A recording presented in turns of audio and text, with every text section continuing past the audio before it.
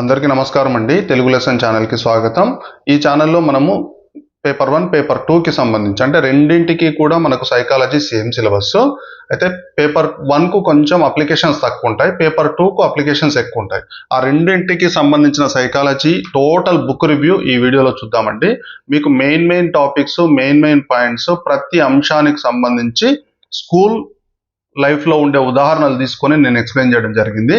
మనకు సైకాలజీలో మూడు విభాగాలు ఉంటాయండి, 3 టాపిక్స్ ఉంటాయి. డెవలప్మెంట్ ఆఫ్ చైల్డ్ ఒకటి, రెండవది ఏంటంటే అండర్స్టాండింగ్ లెర్నింగ్ అనేది, మూడవది ఏంటంటే పెడగాజికల్ కన్సర్న్స్ అనేది. ఈ మూడింటిని కూడా నేను క్లియర్గా మీకు స్కూల్ లైఫ్ ఉదాహరణలు తీసుకొని ఎక్స్ప్లెయిన్ చేస్తాను. ఎందుకంటే సైకాలజీలో టెట్లో కానీ డిఎస్సిలో కానీ అప్లికేషన్ బేస్డ్ క్వశ్చన్స్ ఎక్కువ వస్తున్నాయి. 30 ప్రశ్నలలో దాదాపుగా 15 నుండి 25 ప్రశ్నల వరకు, 20 ప్రశ్నలు అప్లికేషన్ లెవెల్లోనే ఉంటున్నాయి. కాబట్టి నేను ప్రతి టాపిక్ సంబంధించి నేను అప్లికేషన్ స్కూల్ లైఫ్ పిల్లల పరంగా, బోధనాభ్యసన పరంగా అప్లికేషన్ క్వశ్చన్స్ తయారు చేసి మీకు ఎక్స్ప్లెయిన్ చేస్తున్నాను. వీడియో చివరి వరకు చూడండి. ఈ మెటీరియల్ అంతా కూడా నేను పీడిఎఫ్ రూపంలో నేను గూగుల్ డ్రైవ్ లింక్ ఇస్తాను. ఆ లింక్ ద్వారా మీరు ఈ మెటీరియల్ను డౌన్లోడ్ చేసుకోవచ్చు. 1-2 సార్లు మీరు మెటీరియల్ తిప్పేసుకోవచ్చు. ఎక్స్ప్లెనేషన్ కోసం వీడియోస్ చూడవచ్చు. ఆల్రెడీ చదివిన వాళ్ళు, బుక్ చదివిన వాళ్ళు ఇది రివిజన్గా ఉపయోగపడుతుంది. ఒకసారి వీడియోలోకి వెళ్దాం. ఫస్ట్ మనకి ఏముందంటే శిశు వికాసం ఉంటుందండి. డెవలప్మెంట్ ఆఫ్ చైల్డ్ అనేది first topic. Development of child అనేది ఫస్ట్ టాపిక్. ఇందులో ఇన్ని రకాల టాపిక్స్ ఉంటాయి. మళ్ళీ దీని గురించి చూద్దాం. శిశు వికాసం అంటే ఇక్కడ మనకి ఏముంటుంది, మెయిన్గా పెరుగుదల, వికాసం, పరిపక్వత, ఈ 3 అంశాలు ఉంటాయి. పెరుగుదల, వికాసం, పరిపక్వత. అసలు దీని డెఫినేషన్ చూసుకుందాం. అంటే కాన్సెప్ట్స్ ఏంటివి చూద్దాం. పెరుగుదల అంటే ఏంటంటే నిర్వచనం తెలిసే కదండి, వ్యక్తి శారీరక భాగాలలో ఆకృతులు, ఇది గుర్తుపెట్టుకోవాలండి, పరిమాణాత్మక కొలవదగిన మార్పులను ఏమంటామంటే పెరుగుదల అంటాం. ఎత్తు కానీ, బరువు కానీ, అంటే పైకి కనిపించేవి కొలవదగినవి పెరుగుదల అంటాం అనమాట. ఇది బాహ్యంగా కనిపిస్తుంది. నిర్దిష్ట పరికరాల ద్వారా ఖచ్చితంగా కొలవచ్చు. ఒక నిర్దిష్ట వయస్సు రాగానే ఆగిపోతుంది. వికాసంలో ఇది ఒక భాగం మాత్రమే. ఇది ఇంపార్టెంట్ అండి. ఇది పెరుగుదలలో వికాసం భాగమా, వికాసంలో పెరుగుదల భాగమా అనేది మీరు అబ్జర్వ్ చేయాలి. ఇక్కడ ఏంది, పెరుగుదల అనేది వికాసంలో ఒక భాగం. వికాసం అనేది సమగ్రమైనది, దీన్ని కొలవలేము, దీన్ని మాత్రం కొలవచ్చు. పెరుగుదలను మనం కొలవచ్చు. స్కూల్ లైఫ్ ఉదాహరణ చూడండి ఒకసారి. 1వ తరగతిలో ఉన్న విద్యార్థి ఎత్తు 5వ తరగతి వచ్చేసరికి పెరగడం వలన, ఎత్తు కానీ, పిల్లవాడి లావు కానీ, వాడి శరీరం కానీ పెరగడం వలన పాత బెంచీలు సరిపోకపోవడం, కొత్త సైజు యూనిఫామ్ కొనుగోలు చేయడం, ఇవి జరుగుతుంటాయి అన్నమాట. అందుకే మనకు ప్రతి సంవత్సరం కూడా 2 జతల యూనిఫామ్లు మన తెలంగాణ ప్రభుత్వం పిల్లలకు అందజేయడం జరుగుతుంది. వికాసం అంటే డెవలప్మెంట్. ఇక్కడ చూడండి, మీరు ఇంగ్లీష్లో పదాలు అర్థం చేసుకుంటే మీకు ఏమవుతుందంటే కొంచెం కన్ఫ్యూజ్ అవుతుంది. తెలుగులోనే అర్థం చేసుకోండి. ఇప్పుడు డెవలప్మెంట్ అంటే ఏంటంటే మనకు కనిపించే విధంగా అని అనుకుంటారు మీరు. వికాసం అనేది బయటికి కనపడదు, బాహ్యంగా కనపడదు. వ్యక్తి ప్రవర్తనలో ఉంటుంది, సామర్థ్యాలలో ఉంటుంది, నైపుణ్యాలలో ఉంటుంది. క్వాలిటేటివ్, గుణాత్మకమైనది. ఇది పరిమాణాత్మకమైనది. ఇది క్వాంటిటేటివ్, ఇది క్వాలిటేటివ్. వీటిని వికాసం అంటారు. ఇది అంతర్గత ప్రక్రియ, సమగ్రమైనది, శారీరక, మానసిక, సాంఘిక, భావోద్వేగ రంగాల కలయిక. ఇది గుర్తుపెట్టుకోవాలండి. అన్నింటి కలయికనే వికాసం. వికాసం అనేది ఒకటి కాదు. పుట్టుక నుండి మరణం వరకు, ఓం టు టోమ్, పుట్టుక నుండి మరణం వరకు ఇది నిరంతరం సాగుతుంది. పెరుగుదల లేకపోయినా వికాసం అనేది ఉండవచ్చు. ఎందుకంటే మరుగుజ్జులు మానసికంగా వృద్ధి చెంది ఉంటారు. ఇది మనం అబ్జర్వ్ చేయాలి. ఓకేనా. పాఠశాల ఉదాహరణ చూడండి ఒకసారి. ఒక విద్యార్థి మొదట్లో మాటలు సరిగా రాకపోయినా కాలక్రమేణా భాషపై పట్టు సాధించి పాఠశాల అసెంబ్లీలో తడబాటు లేకుండా స్పష్టంగా ఉపన్యసించగలగడం అనేది వికాసానికి ఉదాహరణ. గ్రోత్ కాదు, పెరుగుదలకు కాదు, ఇది వికాసానికి ఉదాహరణ. ఓకేనా. పరిపక్వత, ఇది ఈ రెండింటికి కొంచెం డిఫరెంట్ ఉంటుంది. పరిపక్వత అంటే ఇదేంటంటే బాహ్య శిక్షణ, అభ్యాసంతో సంబంధం లేకుండా జన్యుపరమైన శక్తుల ప్రభావం వల్ల కాలక్రమేణా జీవిలో కలిగే సహజమైన అంతర్గత శారీరక, మానసిక మార్పులను పరిపక్వత అంటారు. మానసిక మార్పులు అంటే ఇక్కడ ఏంటంటే మనం బయటికి శిక్షణ ఇవ్వాల్సిన అవసరం లేదు. ఆటోమేటిక్గా మన జీవగడియారం ఏదైతే ఉంటుందో, మన జన్యు ప్రభావంతో కాలక్రమేణా మనలో సహజమైన మార్పులు కలుగుతాయి కదా, వాటిని పరిపక్వత అంటారు. ఇది పునాది లాంటిది అభ్యసనానికి. పరిపక్వత లేనిదే శిక్షణ ఇచ్చినా ఫలితం ఉండదు. అంటే పరిపక్వత లేకపోయినా అభ్యసనం కొనసాగుతుంది, కానీ అందులో కొన్ని ఆటంకాలు ఎదురవుతాయి, ఫలితం అనుకున్న స్థాయిలో ఉండకపోవచ్చు అనేది గుర్తుపెట్టుకోవాలి. ఓకే, నెక్స్ట్ అండి, ఇక్కడ చూడండి పాఠశాల ఉదాహరణ తీసుకుందాం. ఒకటి పరిపక్వతకి. ఒక నర్సరీ విద్యార్థి కండరాలు ఇంకా పరిపక్వత చెందినప్పుడు అతనికి పెన్ను ఇచ్చి రాయమని ఎంత ఒత్తిడి చేసినా రాయలేడు. 1వ తరగతికి వచ్చేసరికి కండరాల పరిపక్వత వల్ల సులభంగా పెన్సిల్ పట్టుకొని రాయగలుగుతాడు. అంటే శారీరకంగా కండరాల పరిపక్వత అనేది విద్యార్థికి రావాలి, పెన్ను పట్టుకోవడానికి, పెన్సిల్ పట్టుకోవడానికి, లేదా తన పనులు చేసుకోవడానికి. ఇది పరిపక్వత కిందకి వస్తుంది. పెరుగుదల మరియు వికాసాల మధ్య వ్యత్యాసాలు ఏమిటో చూద్దాం. అసలు పెరుగుదల ఇందాక మనం డెఫినేషన్ టైప్లో చూసుకున్నాం కదా, ఇప్పుడు కొంచెం తేడా టైప్లో చూసుకుంటే మీకు ఈ టేబుల్ అనేది ఈజీగా ఉంటుంది. ఇది శారీరక మార్పులకు మాత్రమే పరిమితం. పెరుగుదల అనేది ఇది పరిమాణాత్మకమైనది, ఎత్తు, బరువు, సైజు. దీన్ని కొలవవచ్చు, మెజర్ చేయవచ్చు. ఒక నిర్దిష్ట వయస్సు తర్వాత ఇది ఆగిపోతుంది. ఓకేనా. వికాసం పెరుగుదలలో ఒక చిన్న భాగం మాత్రమే. వికాసంలో పెరుగుదల ఒక చిన్న భాగం మాత్రమే. ఓకేనా. అదే వికాసం అంటే చూడండి, ఇది శారీరక, మానసిక, సాంఘిక, నైతిక మార్పుల గతిశీల కలయిక. ఇదేంది, ఎప్పుడు కూడా మారుతూనే ఉంటుంది, నిరంతర ప్రక్రియ. ఇది గుణాత్మకమైనది, అంటే కార్యకలాపాలలో మనం దీన్ని గమనించవచ్చు, అంతేకాని ఈ కొలవలేమన్నమాట. దీన్ని పరిశీలించవచ్చు, అంచనా వేయవచ్చు, ఎవాల్యుయేషన్ చేయవచ్చు, కానీ కొలవలేము. జీవితాంతం సాగే నిరంతర ప్రక్రియ. ఇది డైనమిక్ అన్నమాట, డైనమిక్, గతిశీలమైనది. వికాసం అనేది పెరుగుదలపై ఆధారపడవచ్చు లేదా పడకపోవచ్చు. అంటే పెరుగుదల ఉన్నా లేకపోయినా, పెరుగుదల సవ్యంగా సాగినా సాగకపోయినా వికాసం అనేది కంటిన్యూ కావచ్చు. ఇక్కడ ఇది గుర్తుపెట్టుకోవాలి. ఓకేనా. ఈ టెట్ అలర్ట్ చూడండి, టెట్లో ఎలాంటి బిట్స్ వస్తాయి, పేపర్ 1లో కానీ పేపర్ 2లో కానీ ఏ రకమైన ప్రశ్నలు రావచ్చు. గత ప్రశ్నలు, ఇవి గత సంవత్సరాలలో వచ్చిన ప్రశ్నలను కూడా నేను మధ్య మధ్యలో యాడ్ చేయడం జరిగింది బాక్స్ టైప్లో. రాము అనే విద్యార్థి టైపింగ్ నేర్చుకోవడానికి ముందే అతని వేళ్ల కండరాలు తగినంత బలాన్ని పుంజుకున్నాయి. ఇక్కడ ఏమైంది, వేళ్ల కండరాలు సెట్ అయినాయి, ఏం చెందినాయి, పరిపక్వత చెందినాయి, పరిపక్వత. కాబట్టి ఇది ఏంది, పరిపక్వత. ఇది పెరుగుదల కాదు, వికాసం కాదు. ఓకేనా. పెరుగుదల వికాసాల పరంగా సరైన వాక్యం ఏది, ఇట్లా ఇస్తాడండి కింద స్టేట్మెంట్ల లాగా. పెరుగుదల అనేది వికాసంలో ఒక భాగం మాత్రమే. వికాసం అనేది పెరుగుదల లేకపోయినా జరగవచ్చు. చూడండి ఇక్కడ, అంతే కదా. పెరుగుదల ఉన్నా లేకపోయినా వికాసం అనేది జరుగుతుంది. ఓకేనా. ఇది వికాసంలో పెరుగుదల అనేది ఒక భాగం మాత్రమే, మొత్తం కాదు.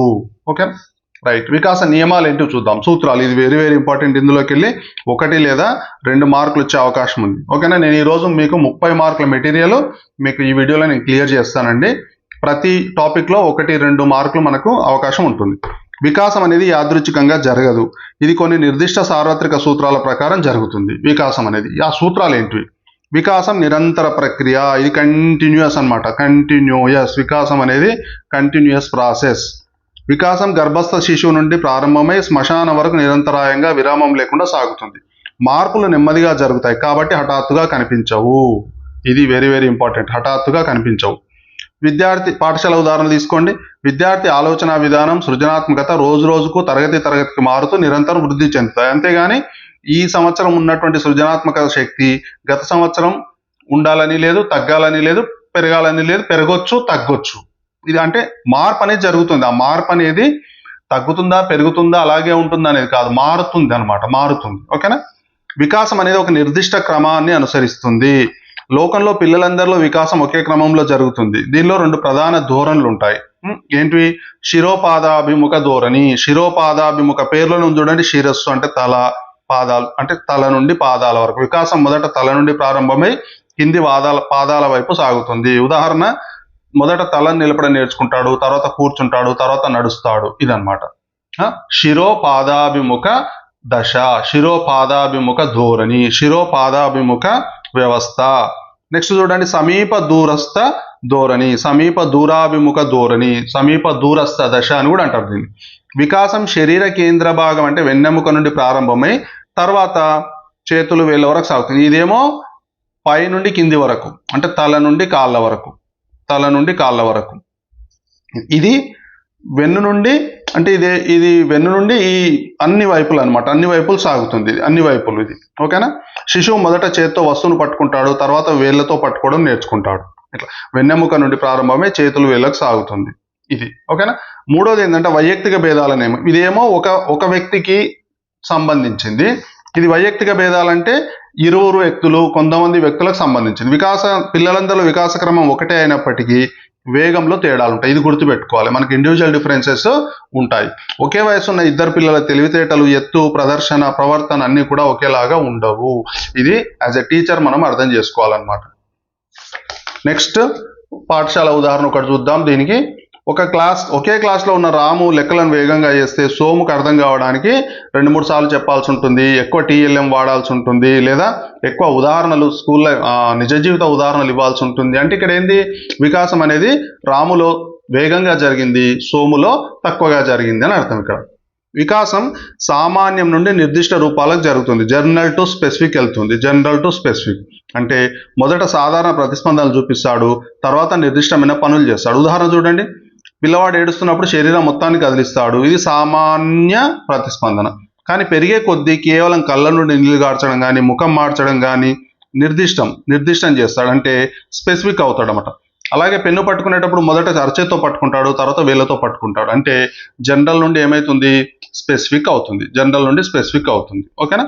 నెక్స్ట్ వికాసం అనేది పరస్పర సంబంధం కలిగి ఉంటుంది. ఇది 2026లో ఒక బిట్ వచ్చిందండి. వికాస సూత్రాలలో కింది ఏది వికాస సూత్రం అని. పరస్పర సంబంధం కలిగి ఉంటుంది అంటే శారీరకంగా కానీ, మానసికంగా కానీ, సాంఘికంగా కానీ భావోద్వేగ వికాసాలు ఒకదానిపై ఒకటి ఆధారపడి ఉంటాయి, పరస్పర సంబంధం కలిగి ఉంటాయి. ఒకటి దెబ్బతింటే మిగతావి కూడా దెబ్బతినే అవకాశం ఉంటుంది. ఉదాహరణ చూడండి, శారీరకంగా అనారోగ్యంతో ఉన్న విద్యార్థి క్లాసులో సరిగ్గా ఆలోచించడు, అంటే ఇక్కడ ఏమవుతుంది, మానసిక వికాసం దెబ్బతింటుంది. దాని ద్వారా ఆటోమేటిక్గా ఏమవుతుంది, భావోద్వేగ వికాసం కూడా దెబ్బతింటుంది. ఇది అంటే ఒక అంశం ఇక్కడ ఇబ్బంది పడితే మిగతా అంశాలన్నీ కూడా ఇబ్బంది పడతాయి, ఎందుకంటే ఇది పరస్పర సంబంధం కలిగి ఉంటుంది కాబట్టి. ఓకేనా.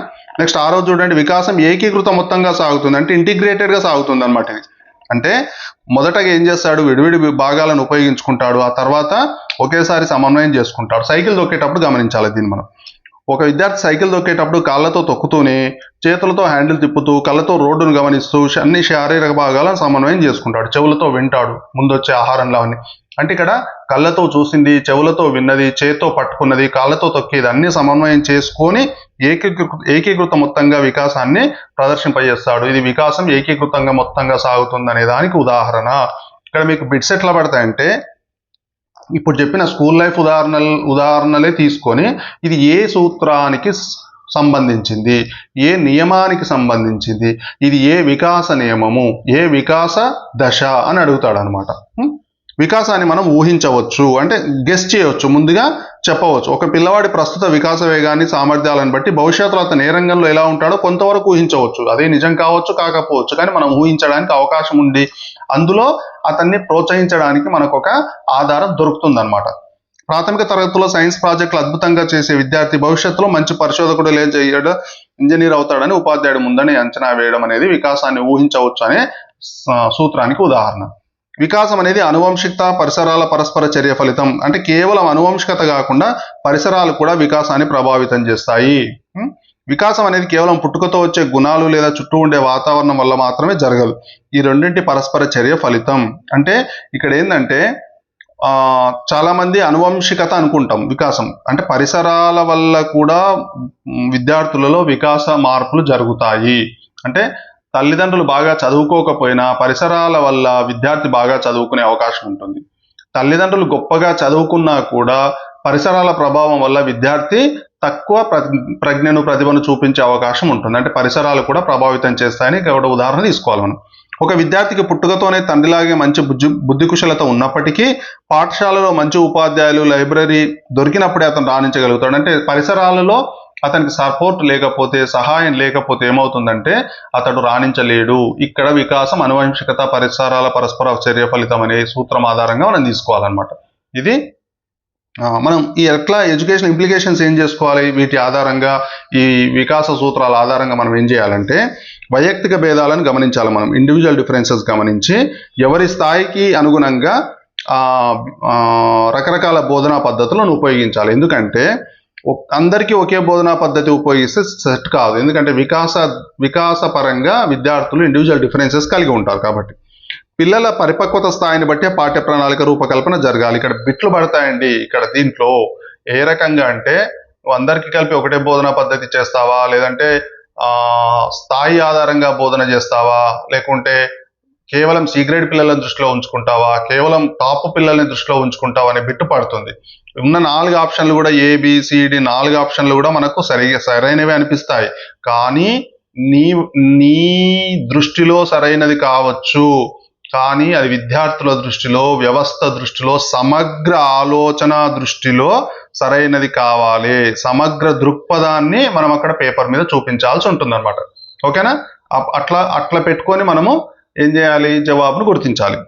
పిల్లల పరిపక్వత స్థాయిని బట్టే పాఠ్య ప్రణాళిక రూపకల్పన జరగాలి. అంటే ప్రాథమిక పాఠశాల పిల్లలకు అమూర్త సమీకరణాలు బోధించకూడదు. అంటే కంటికి కనిపించనివి, పిల్లలు ఊహించేటివి, ఇవన్నీ కూడా ప్రాథమిక పాఠశాల పిల్లలకు ఉండకూడదు.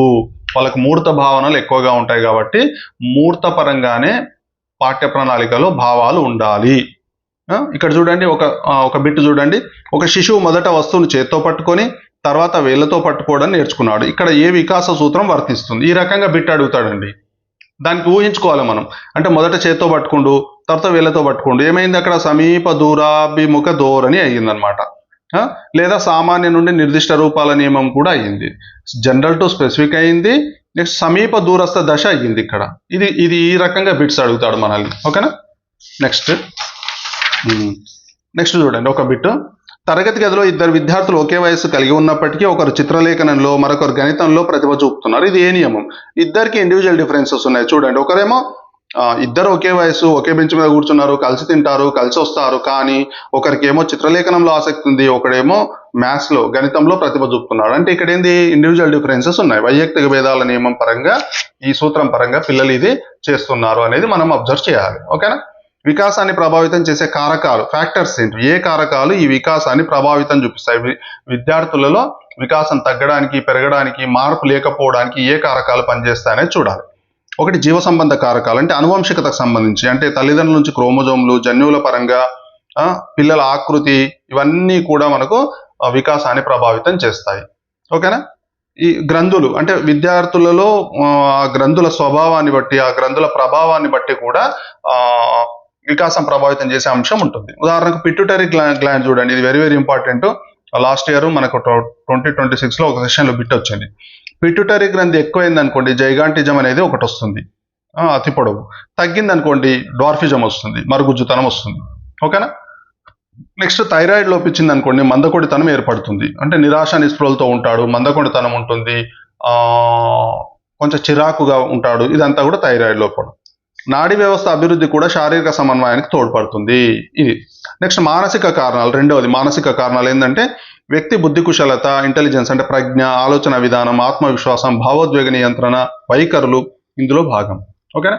పాఠశాల ఉదాహరణ చూడండి. పరీక్షల పట్ల విపరీతమైన భయం లేదా ఆత్మవిశ్వాసాలేమి కలిగిన విద్యార్థి బాగా చదివినప్పటికీ పరీక్షలో సరిగా రాయలేకపోవడం. అంటే అనువంశికత పరంగా బాగానే ఉన్నాడు, ఆరోగ్యంగానే ఉన్నాడు, కానీ మానసికంగా ఏమైంది? ఆ పిల్లవాడికి పరీక్షల పట్ల భయం అనేది ఉంది.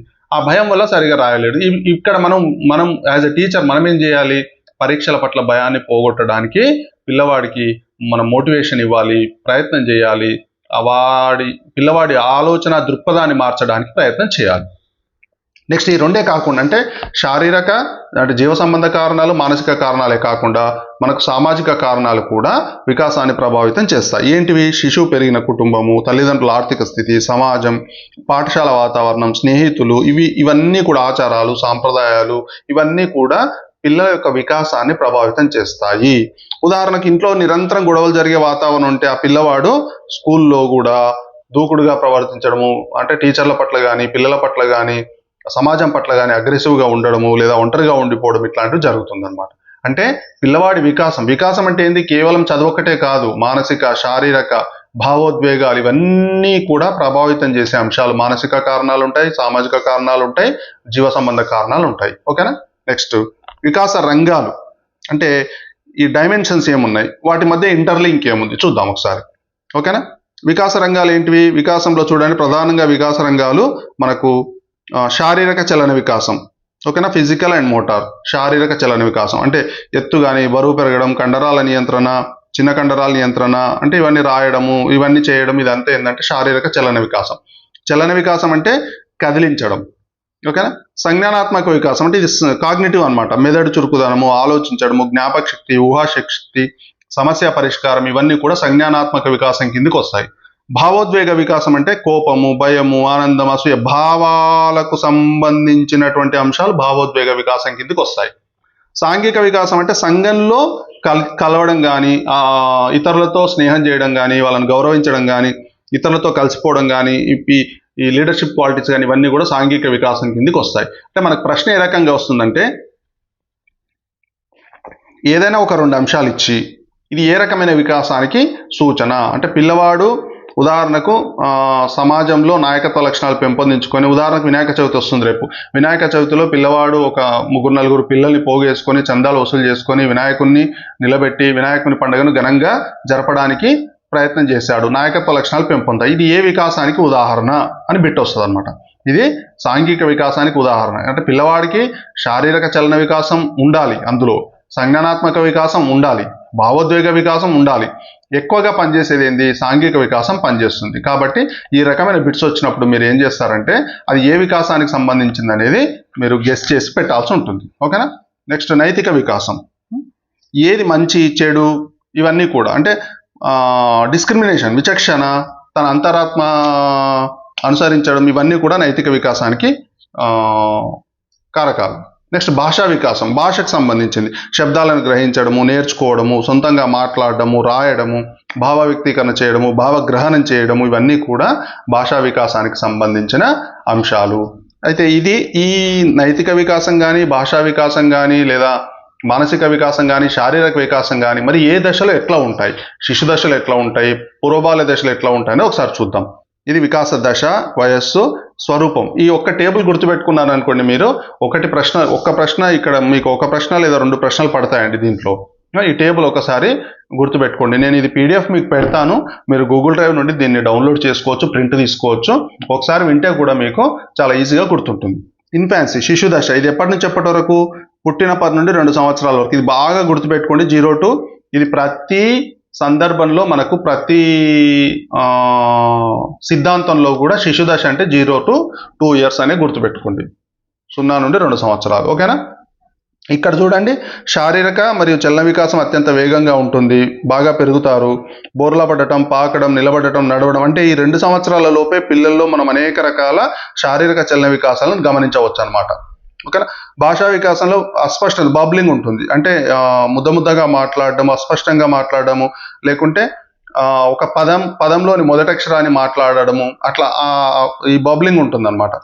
వస్తు స్థిరత్వ భావన ఈ దశ చివరిలో ఏర్పడుతుంది, శిశు దశ చివరిలో ఏర్పడుతుంది. ఇది గుర్తుపెట్టుకోవాలి. పూర్వబాల్య దశ అంటే 2 నుంచి 5 సంవత్సరాలను మనం పూర్వబాల్య దశ అంటాం.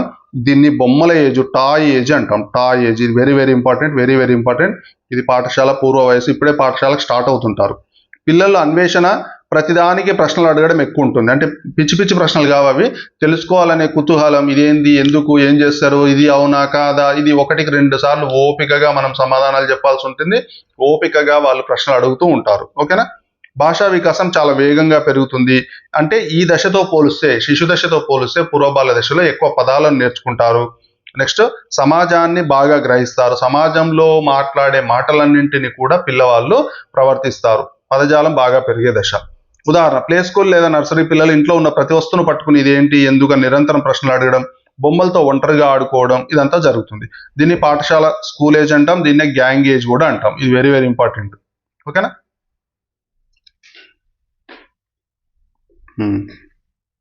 ఇది అండి, సారీ, ఇది ఉత్తర బాల్య దశ పాఠశాల age, school age, gang age. ఇది కాదు, పూర్వబాల్య దశ 7 వరకే. ఓకేనా? ఇది ఓన్లీ కేవలం ఏంది, పాఠశాల పూర్వ వయసు, బొమ్మల ఏజ్, టాయ్ ఏజ్. ఉత్తర బాల్య దశ చూడండి, ఉత్తర బాల్య దశ ఏంటంటే ఇది పాఠశాల వయస్సు, స్కూల్ ఏజ్, దీన్ని గ్యాంగ్ ఏజ్ అంటాం. ఇక్కడ ఏమైతుంది, పిల్లలు గ్రూప్ ఉంటారు అనమాట. అంటే ఏది చేసినా కూడా, తిన్నా కూడా, ఆడుకున్నా కూడా గ్రూప్ అనేది ఉంటుంది. సాంఘిక వికాసం పెరుగుతుంది ఇక్కడ. ఓకేనా? తోటి పిల్లలతో జట్టుగా గ్యాంగులుగా ఏర్పడతారు. శారీరక పెరుగుదల కొంచెం మందగిస్తుంది కానీ స్థిరంగా ఉంటుంది. ఇక్కడ మోటార్ స్కిల్స్ అంటే చలన వికాసం అనేది బాగుంటుంది. ఉపాధ్యాయులు చెప్పే విషయాలపై లాజికల్ ఆలోచన చేస్తారు. మూడత ఆలోచన ఇక్కడ స్టార్ట్ అవుతుంది. ఇది గుర్తుపెట్టుకోవాలండి. మూడత ఆలోచన ఇక్కడ స్టార్ట్ అవుతుంది. ఓకేనా? ఉదాహరణ, 4వ 5వ తరగతి పిల్లలు స్కూల్లో తమ ఫ్రెండ్స్తో కలిసి ఒక గ్యాంగ్గా ఏర్పడటం, లంచ్ షేర్ చేసుకోవడం, కలిసి ఆటలాడటం ఇదంతా కూడా ఉత్తర బాల్య దశలో ఉంటుంది. ఇది గుర్తుపెట్టుకోవాలి. ఓకేనా? ఇది అసలైంది, చాలా ఇంపార్టెంట్. ఇంట్లో నుండి మనకు ప్రశ్నలు వస్తాయి. ఏంటిది, కౌమార దశ నుండి ప్రశ్నలు వస్తాయి, గుర్తుపెట్టుకోండి. దీన్ని ఏమంటాడు స్టాన్లీ హాల్ ఏమంటాడు అంటే డైరెక్ట్ డెఫినేషన్ ఇది తీవ్రమైన ఒత్తిడి కలతలతో కూడిన దశ అంటాడు.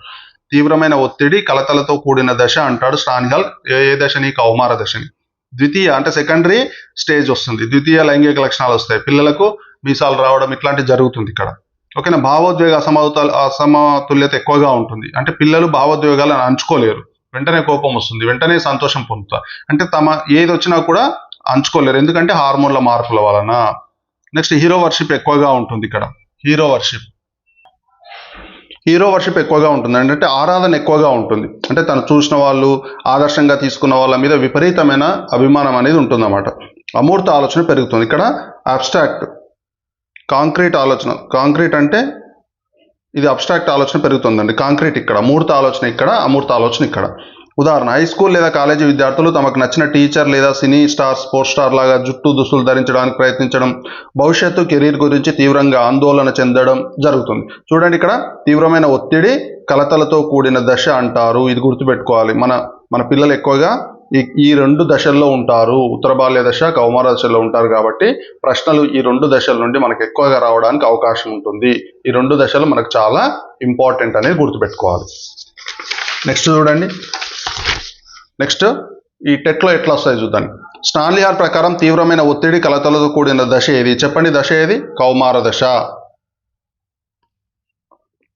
పిల్లలు తోటి వారితో కలిసి గ్యాంగులుగా ఏర్పడే దశ ఉత్తర బాల్య దశ.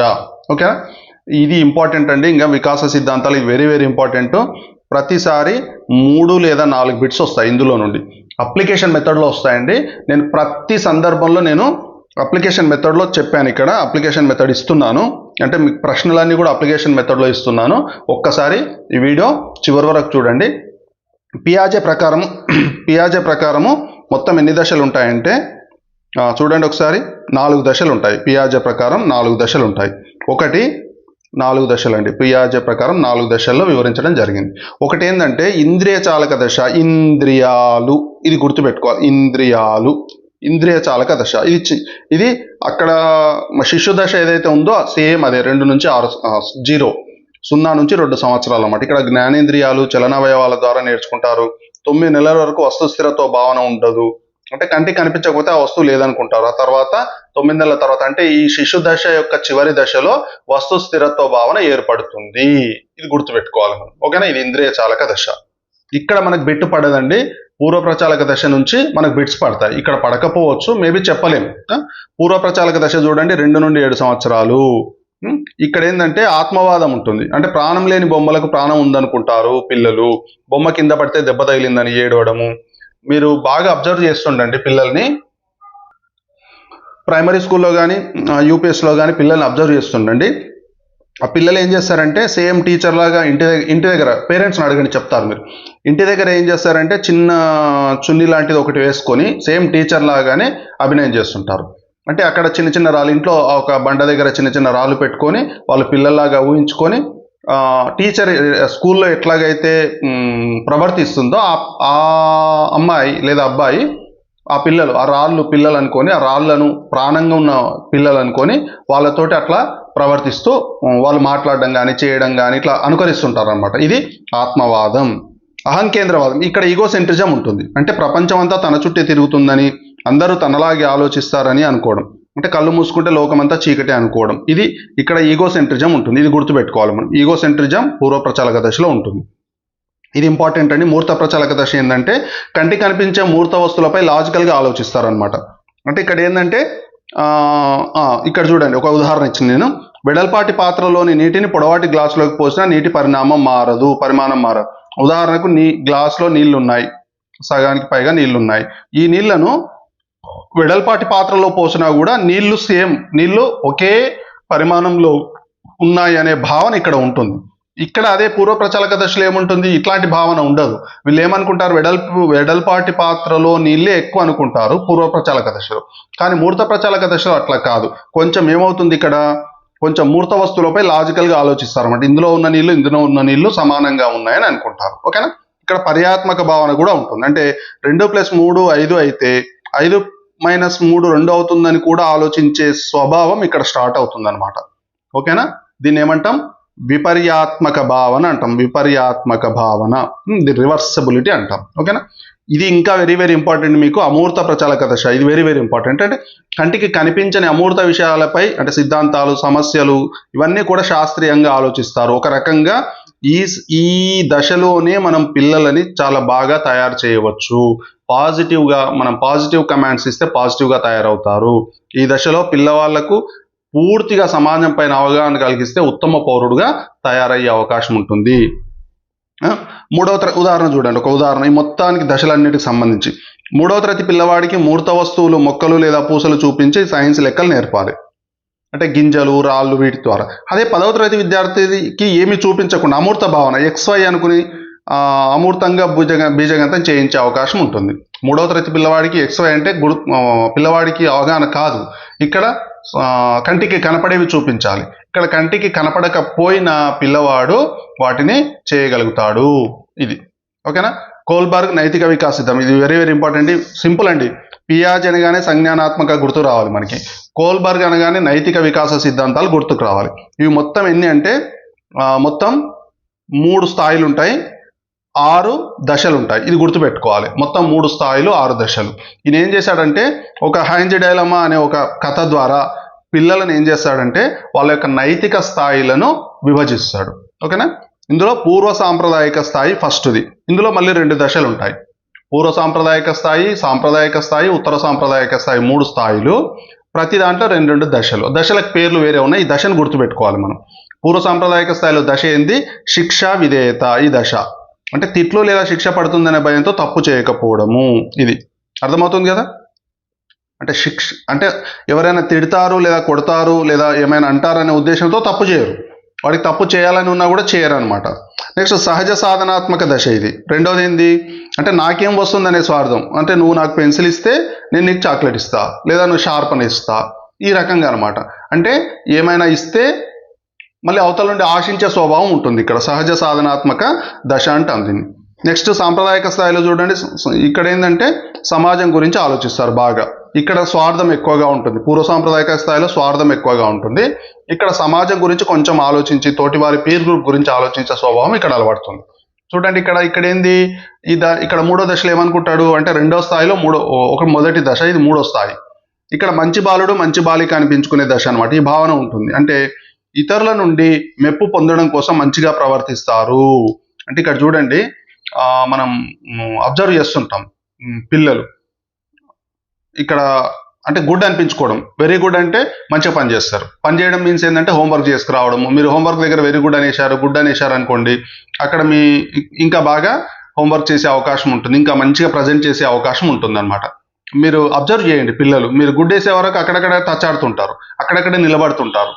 మనం పిలిచి గుడ్ వేసామనుకోండి హ్యాపీగా నెక్స్ట్ డే కూడా మళ్ళీ చాలా బాగా మనం ఇచ్చిన పనిని కంప్లీట్ చేసుకొని వస్తారు. టార్గెట్ నేర్చుకొని రమ్మంటే నేర్చుకొని వస్తారు. అట్లా నెక్స్ట్ అధికార క్రమం ఉంటుంది ఈ దశలో.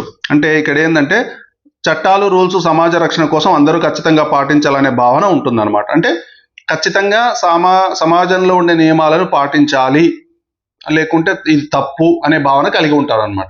ఇక్కడ కొంచెం తేడా వస్తారు. ఉత్తర సాంప్రదాయక స్థాయిలో ఏమవుతుందంటే మనకు అవసరమైతే సమాజ శ్రేయస్సు కోసము మనకు అవసరమైతే చట్టాలను మార్చవచ్చు. ఇది ఆలోచన, మానవీయ ఆలోచన ఉంటుంది ఇక్కడ. నెక్స్ట్ నైతిక సూత్రాలు ఏముంటాయి? అంతరాత్మ ప్రబోధాన్ని అనుసరించి మనం చేయవచ్చు, పనులు చేయవచ్చు అని. అంటే ఉదాహరణకు ప్రాణాలకు సైతం లెక్క చేయకుండా న్యాయం కోసం నిలబడము, ఇట్లాంటి నేతలను ఉదాహరణగా తీసుకోవడము, అంటే సమాజం కోసం ఎదిరించి ప్రశ్నించడము, సమాజం కోసం పని చేయడము, ఇట్లాంటివి ఈ దశలో సార్వత్రిక నైతిక సూత్రాల దశలో ఉంటాయన్నమాట. నెక్స్ట్ చూడండి, ఇది పాఠశాల ఉదాహరణ ఒకటి తీసుకుందాం. హోంవర్క్ చేయకపోతే టీచర్ కొడతాడని రాయడం, ఇది మొదటి దశ. క్లాస్లో అందరి ముందు టీచర్ మెచ్చుకోవాలని హ్యాండ్ రైటింగ్ నీట్గా రాయడం, ఇది 3వ దశ. ఇక్కడ మంచి బాలుడు మంచి బాలిక అనిపించుకోవాలనే దశ అనమాట. ఓకేనా. నోమ్ చామ్స్కీ. చామ్స్కీ అనగానే మనకి ఏం రావాలి? భాష అనేది రావాలి. చామ్స్కీ అనగానే భాషా వికాస సిద్ధాంతం, కోల్బర్గ్ అనగానే నైతిక, పియాజ్ అనగానే సంజ్ఞానాత్మక. ఈ పేర్లు మనకు నోటెడ్ అయి ఉండాలండి. పియాజీ సంజ్ఞానాత్మక, చామ్స్కీ భాష, కోల్బర్గ్ నైతిక. ఇట్లా ఈ భాష అనగానే మనకు ఏంది? నేర్చుకునే సామర్థ్యం ఉండాలి పిల్లల్లో. అంటే పుట్టుకతోటే వస్తుంది. జనరల్గా జన్యుపరంగా ఇది ఉంటుందండి. ఇది గుర్తుపెట్టుకోవాలి. ఎల్ఏడి అనేది గుర్తుపెట్టుకోవాలి. లాంగ్వేజ్ అక్విజిషన్ డివైస్ అనేది భాషా గ్రహణ పరికరం అనేది ఉంటుంది అంతర్గతంగా ప్రతి పిల్లల్లో. ఎందుకంటే మనం చెప్పినా చెప్పకపోయినా పరిసరాల ఆధారంగా వ్యాకరణం కూడా నేర్చుకుంటారు తెలుసా పిల్లలు. పరిసరాల ఆధారంగా వ్యాకరణం కూడా నేర్చుకుంటారు.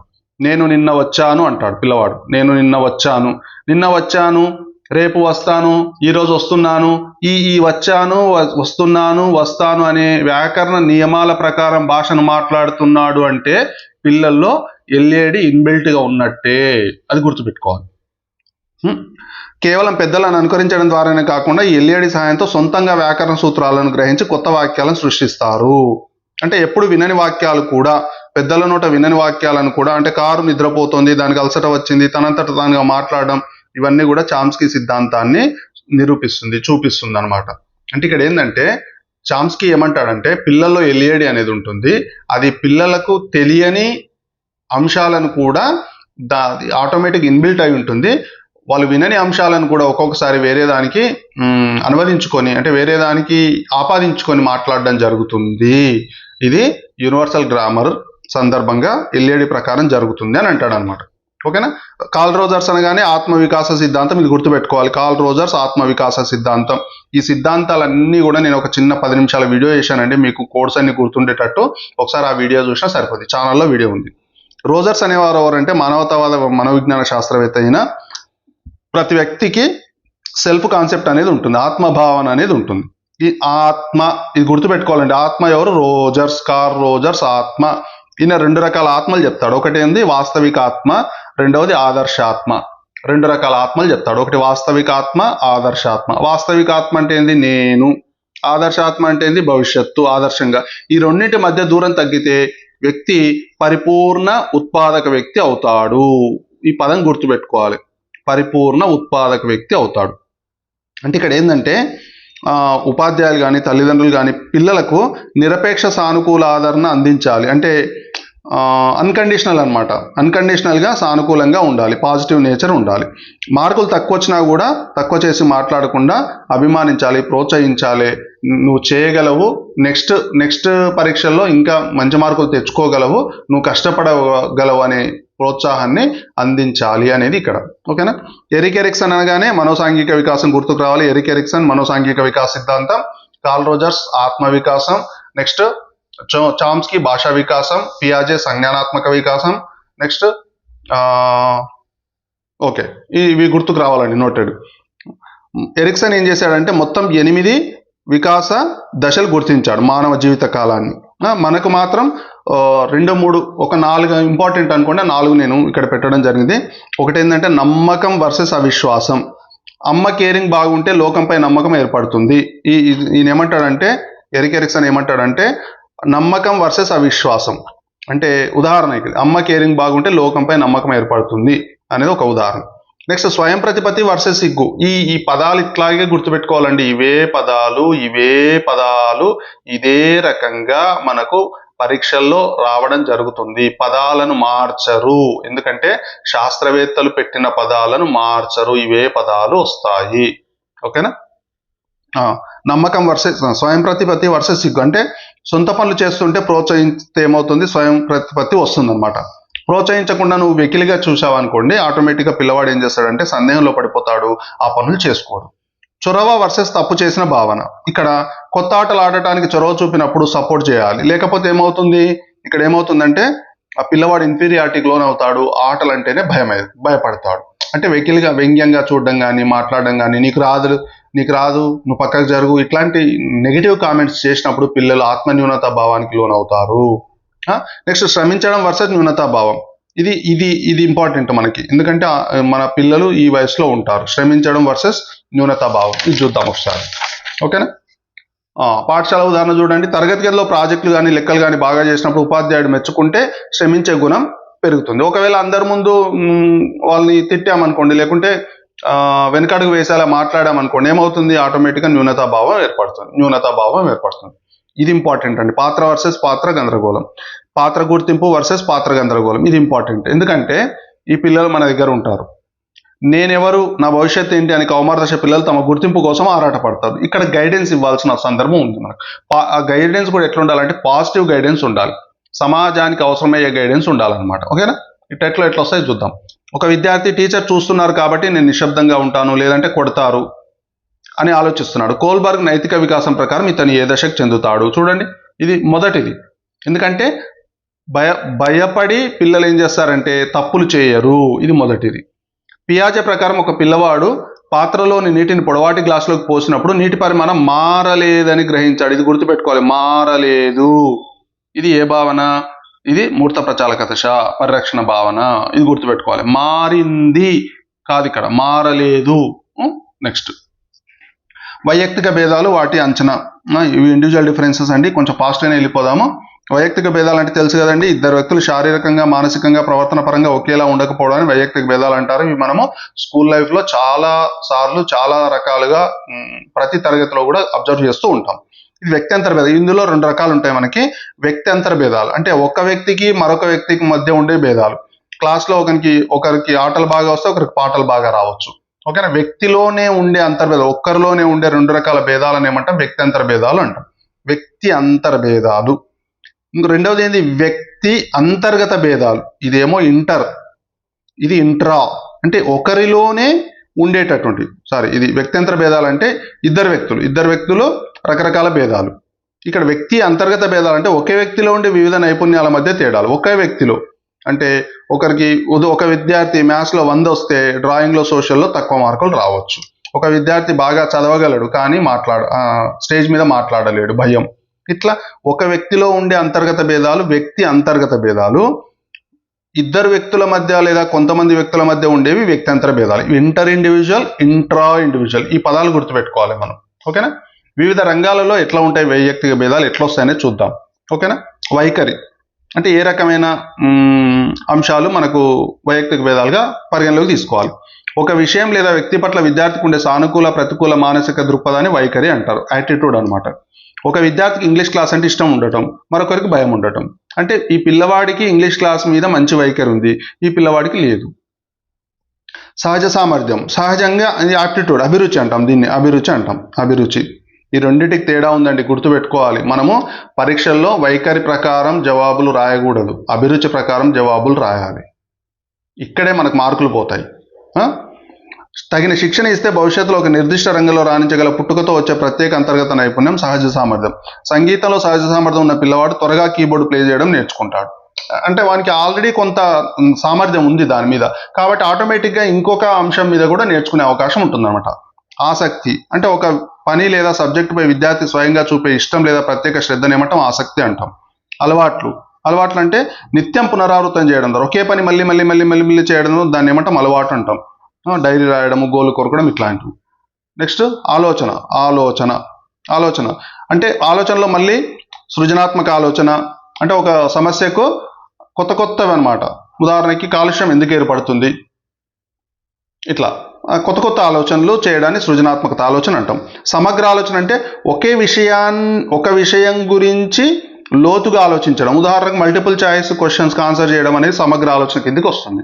బిట్ ఇట్లా కూడా అడగొచ్చండి. ఒక టెట్ అభ్యర్థి మల్టిపుల్ ఆప్షన్స్ ఏబిసిడీలను గమనిస్తూ చివరికి ఒక ఏ కానీ, బి కానీ, సి కానీ, డి కానీ ఆన్సర్ చేశాడు. ఇది ఏ రకమైన ఆలోచన? సృజనాత్మకనా, సమగ్రనా? ఇది సమగ్ర ఆలోచన కిందికి వస్తుంది. సృజనాత్మక ఆలోచన అంటే ఒక అంశాన్ని డైవర్జెంట్గా ఆలోచించడం, రకరకాలుగా ఆలోచించడం. సమగ్ర ఆలోచన అంటే ఏంటంటే రకరకాల అంశాలను కలిపి ఒక జవాబు దగ్గరికి తీసుకురావడం. ఇది. నెక్స్ట్, బుద్ధి కుశలత, ప్రజ్ఞ. బుద్ధి కుశలత సమూర్తంగా ఆలోచించే, పర్యావరణానికి అనుగుణంగా సర్దుబాటు చేసుకునే మానసిక సామర్థ్యాన్ని ఏమంటారు? బుద్ధి కుశలత అంటారు అనమాట. నెక్స్ట్, ఇది ఇంపార్టెంట్ అండి. ఇది నుండి మనకు ఒక బిట్ కంపల్సరీ వస్తుంది. ప్రజ్ఞాలబ్ధి సూత్రం చూడండి. Mental age by Chronicle age into 100. దీన్ని ప్రతిపాదించింది స్టెర్న్, వ్యాప్తిలోకి తెచ్చింది మాత్రం టెర్మన్. ఇది గుర్తుపెట్టుకోవాలి. ఈ 2 పేర్లు గుర్తుపెట్టుకోవాలి. ప్రతిపాదించింది స్టెర్న్, టెర్మన్ ఏం చేశాడు? వ్యాప్తిలోకి తెచ్చాడు. ఓకే. ప్రజ్ఞను కొలవడానికి ఈ బీనే సైమన్ ప్రజ్ఞామాపన యూజ్ చేస్తారు. ఈ పదాలు గుర్తుపెట్టుకోవాలి. ప్రజ్ఞామాపనలు ఏంటి? కింది వాటిలో ప్రజ్ఞామాపని కానిది ఏది అని అంటాడు బిట్టు. ప్రజ్ఞను కొలవడానికి బీనే సైమన్ ఒకటి, వెక్స్లర్ మాపని ఒకటి, రావెన్స్ ప్రోగ్రెసివ్ మ్యాట్రిసెస్ ఒకటి. ఈ 3 కూడా ప్రజ్ఞను కొలవడానికి ఉపయోగిస్తారు. ఇది వెరీ వెరీ ఇంపార్టెంట్ అండి. 3 ఎప్పుడైనా గుర్తుపెట్టుకోండి. కాంపిటేటివ్ ఎగ్జామ్లో 3 ఆప్షన్లు ఉన్నప్పుడు బిట్టు పడుతుంది. 4 ఆప్షన్లు ఉన్నప్పుడు బిట్టు పడుతుంది. 3 ఆప్షన్లు ఉన్నప్పుడు ఏం చేస్తారు, ఇంకొకటి యాడ్ చేసి ఇందులో కానిది ఏది అని అడుగుతారు, కానిది అడుగుతారు. 4 ఆప్షన్లు ఉన్నప్పుడు క్రింది వానిలో ఏ ఒకటే ఇస్తాడు, ఇక్కడ ఒకటి ఇస్తాడు, ఒకటి ఇచ్చి క్రింది వానిలో ఏది పలాంది అని అడుగుతాడు. 3, 4 ఉన్నప్పుడు ఈజీగా బిట్టు పడుతుంది. అలాగే ఒక్క ఆప్షన్ ఉన్నప్పుడు కూడా బిట్టు పడుతుంది. ఇది గుర్తుపెట్టుకోవాలి. నెక్స్ట్ చూడండి, వైఖరిని కొలవడానికి లైకర్ట్ స్కేల్, వైఖరిని కొలవడానికి లేదా థార్స్టన్ స్కేల్, ఈ రెండు వైఖరిని కొలవడానికి. ప్రజ్ఞను కొలవడానికి ఈ 3 బీనే సైమన్, రావెన్స్ ప్రోగ్రెసివ్, వెక్స్లర్. వైఖరులను కొలవడానికి లైకర్ట్, థార్స్టన్. సహజ సామర్థ్యాన్ని కొలవడానికి డిఏటి లేదా జిఏటిబి. డిఏటి అంటే డిఫరెన్షియల్ ఆప్టిట్యూడ్ టెస్ట్. ఇది వెరీ వెరీ ఇంపార్టెంట్ అండి. 3 కూడా వెరీ వెరీ ఇంపార్టెంట్, చాలా చాలా ఇంపార్టెంట్. ఈ 3 నుండి మనం ఒక బిట్ ఈజీగా ఎక్స్పెక్ట్ చేయవచ్చు. ప్రజ్ఞను కొలవడానికి, వైఖరిని కొలవడానికి, సహజ సామర్థ్యాన్ని కొలవడానికి. ఓకేనా. టెట్లో ఎట్లా వస్తాయి చూడండి బిట్స్. 10 సంవత్సరాల శారీరక వయస్సు, మానసిక వయసు 12. అంటే మనం ఇందాక అనుకున్నాం కదా, MA/CA × 100 అనుకున్నాం. ఇక్కడ MA మెంటల్ ఏజ్ అంటే ఎంత, 12. శారీరక వయసు ఎంత, 10. ఇది క్రోనలాజికల్ ఏజ్ × 100 ఎంత, 12 × 10 = 120. తప్పకూడదు ఇక్కడ, ఇది 120. ఈ రకంగా బిట్ వస్తుందండి, ఖచ్చితంగా బిట్ వస్తుంది. MA/CA × 100.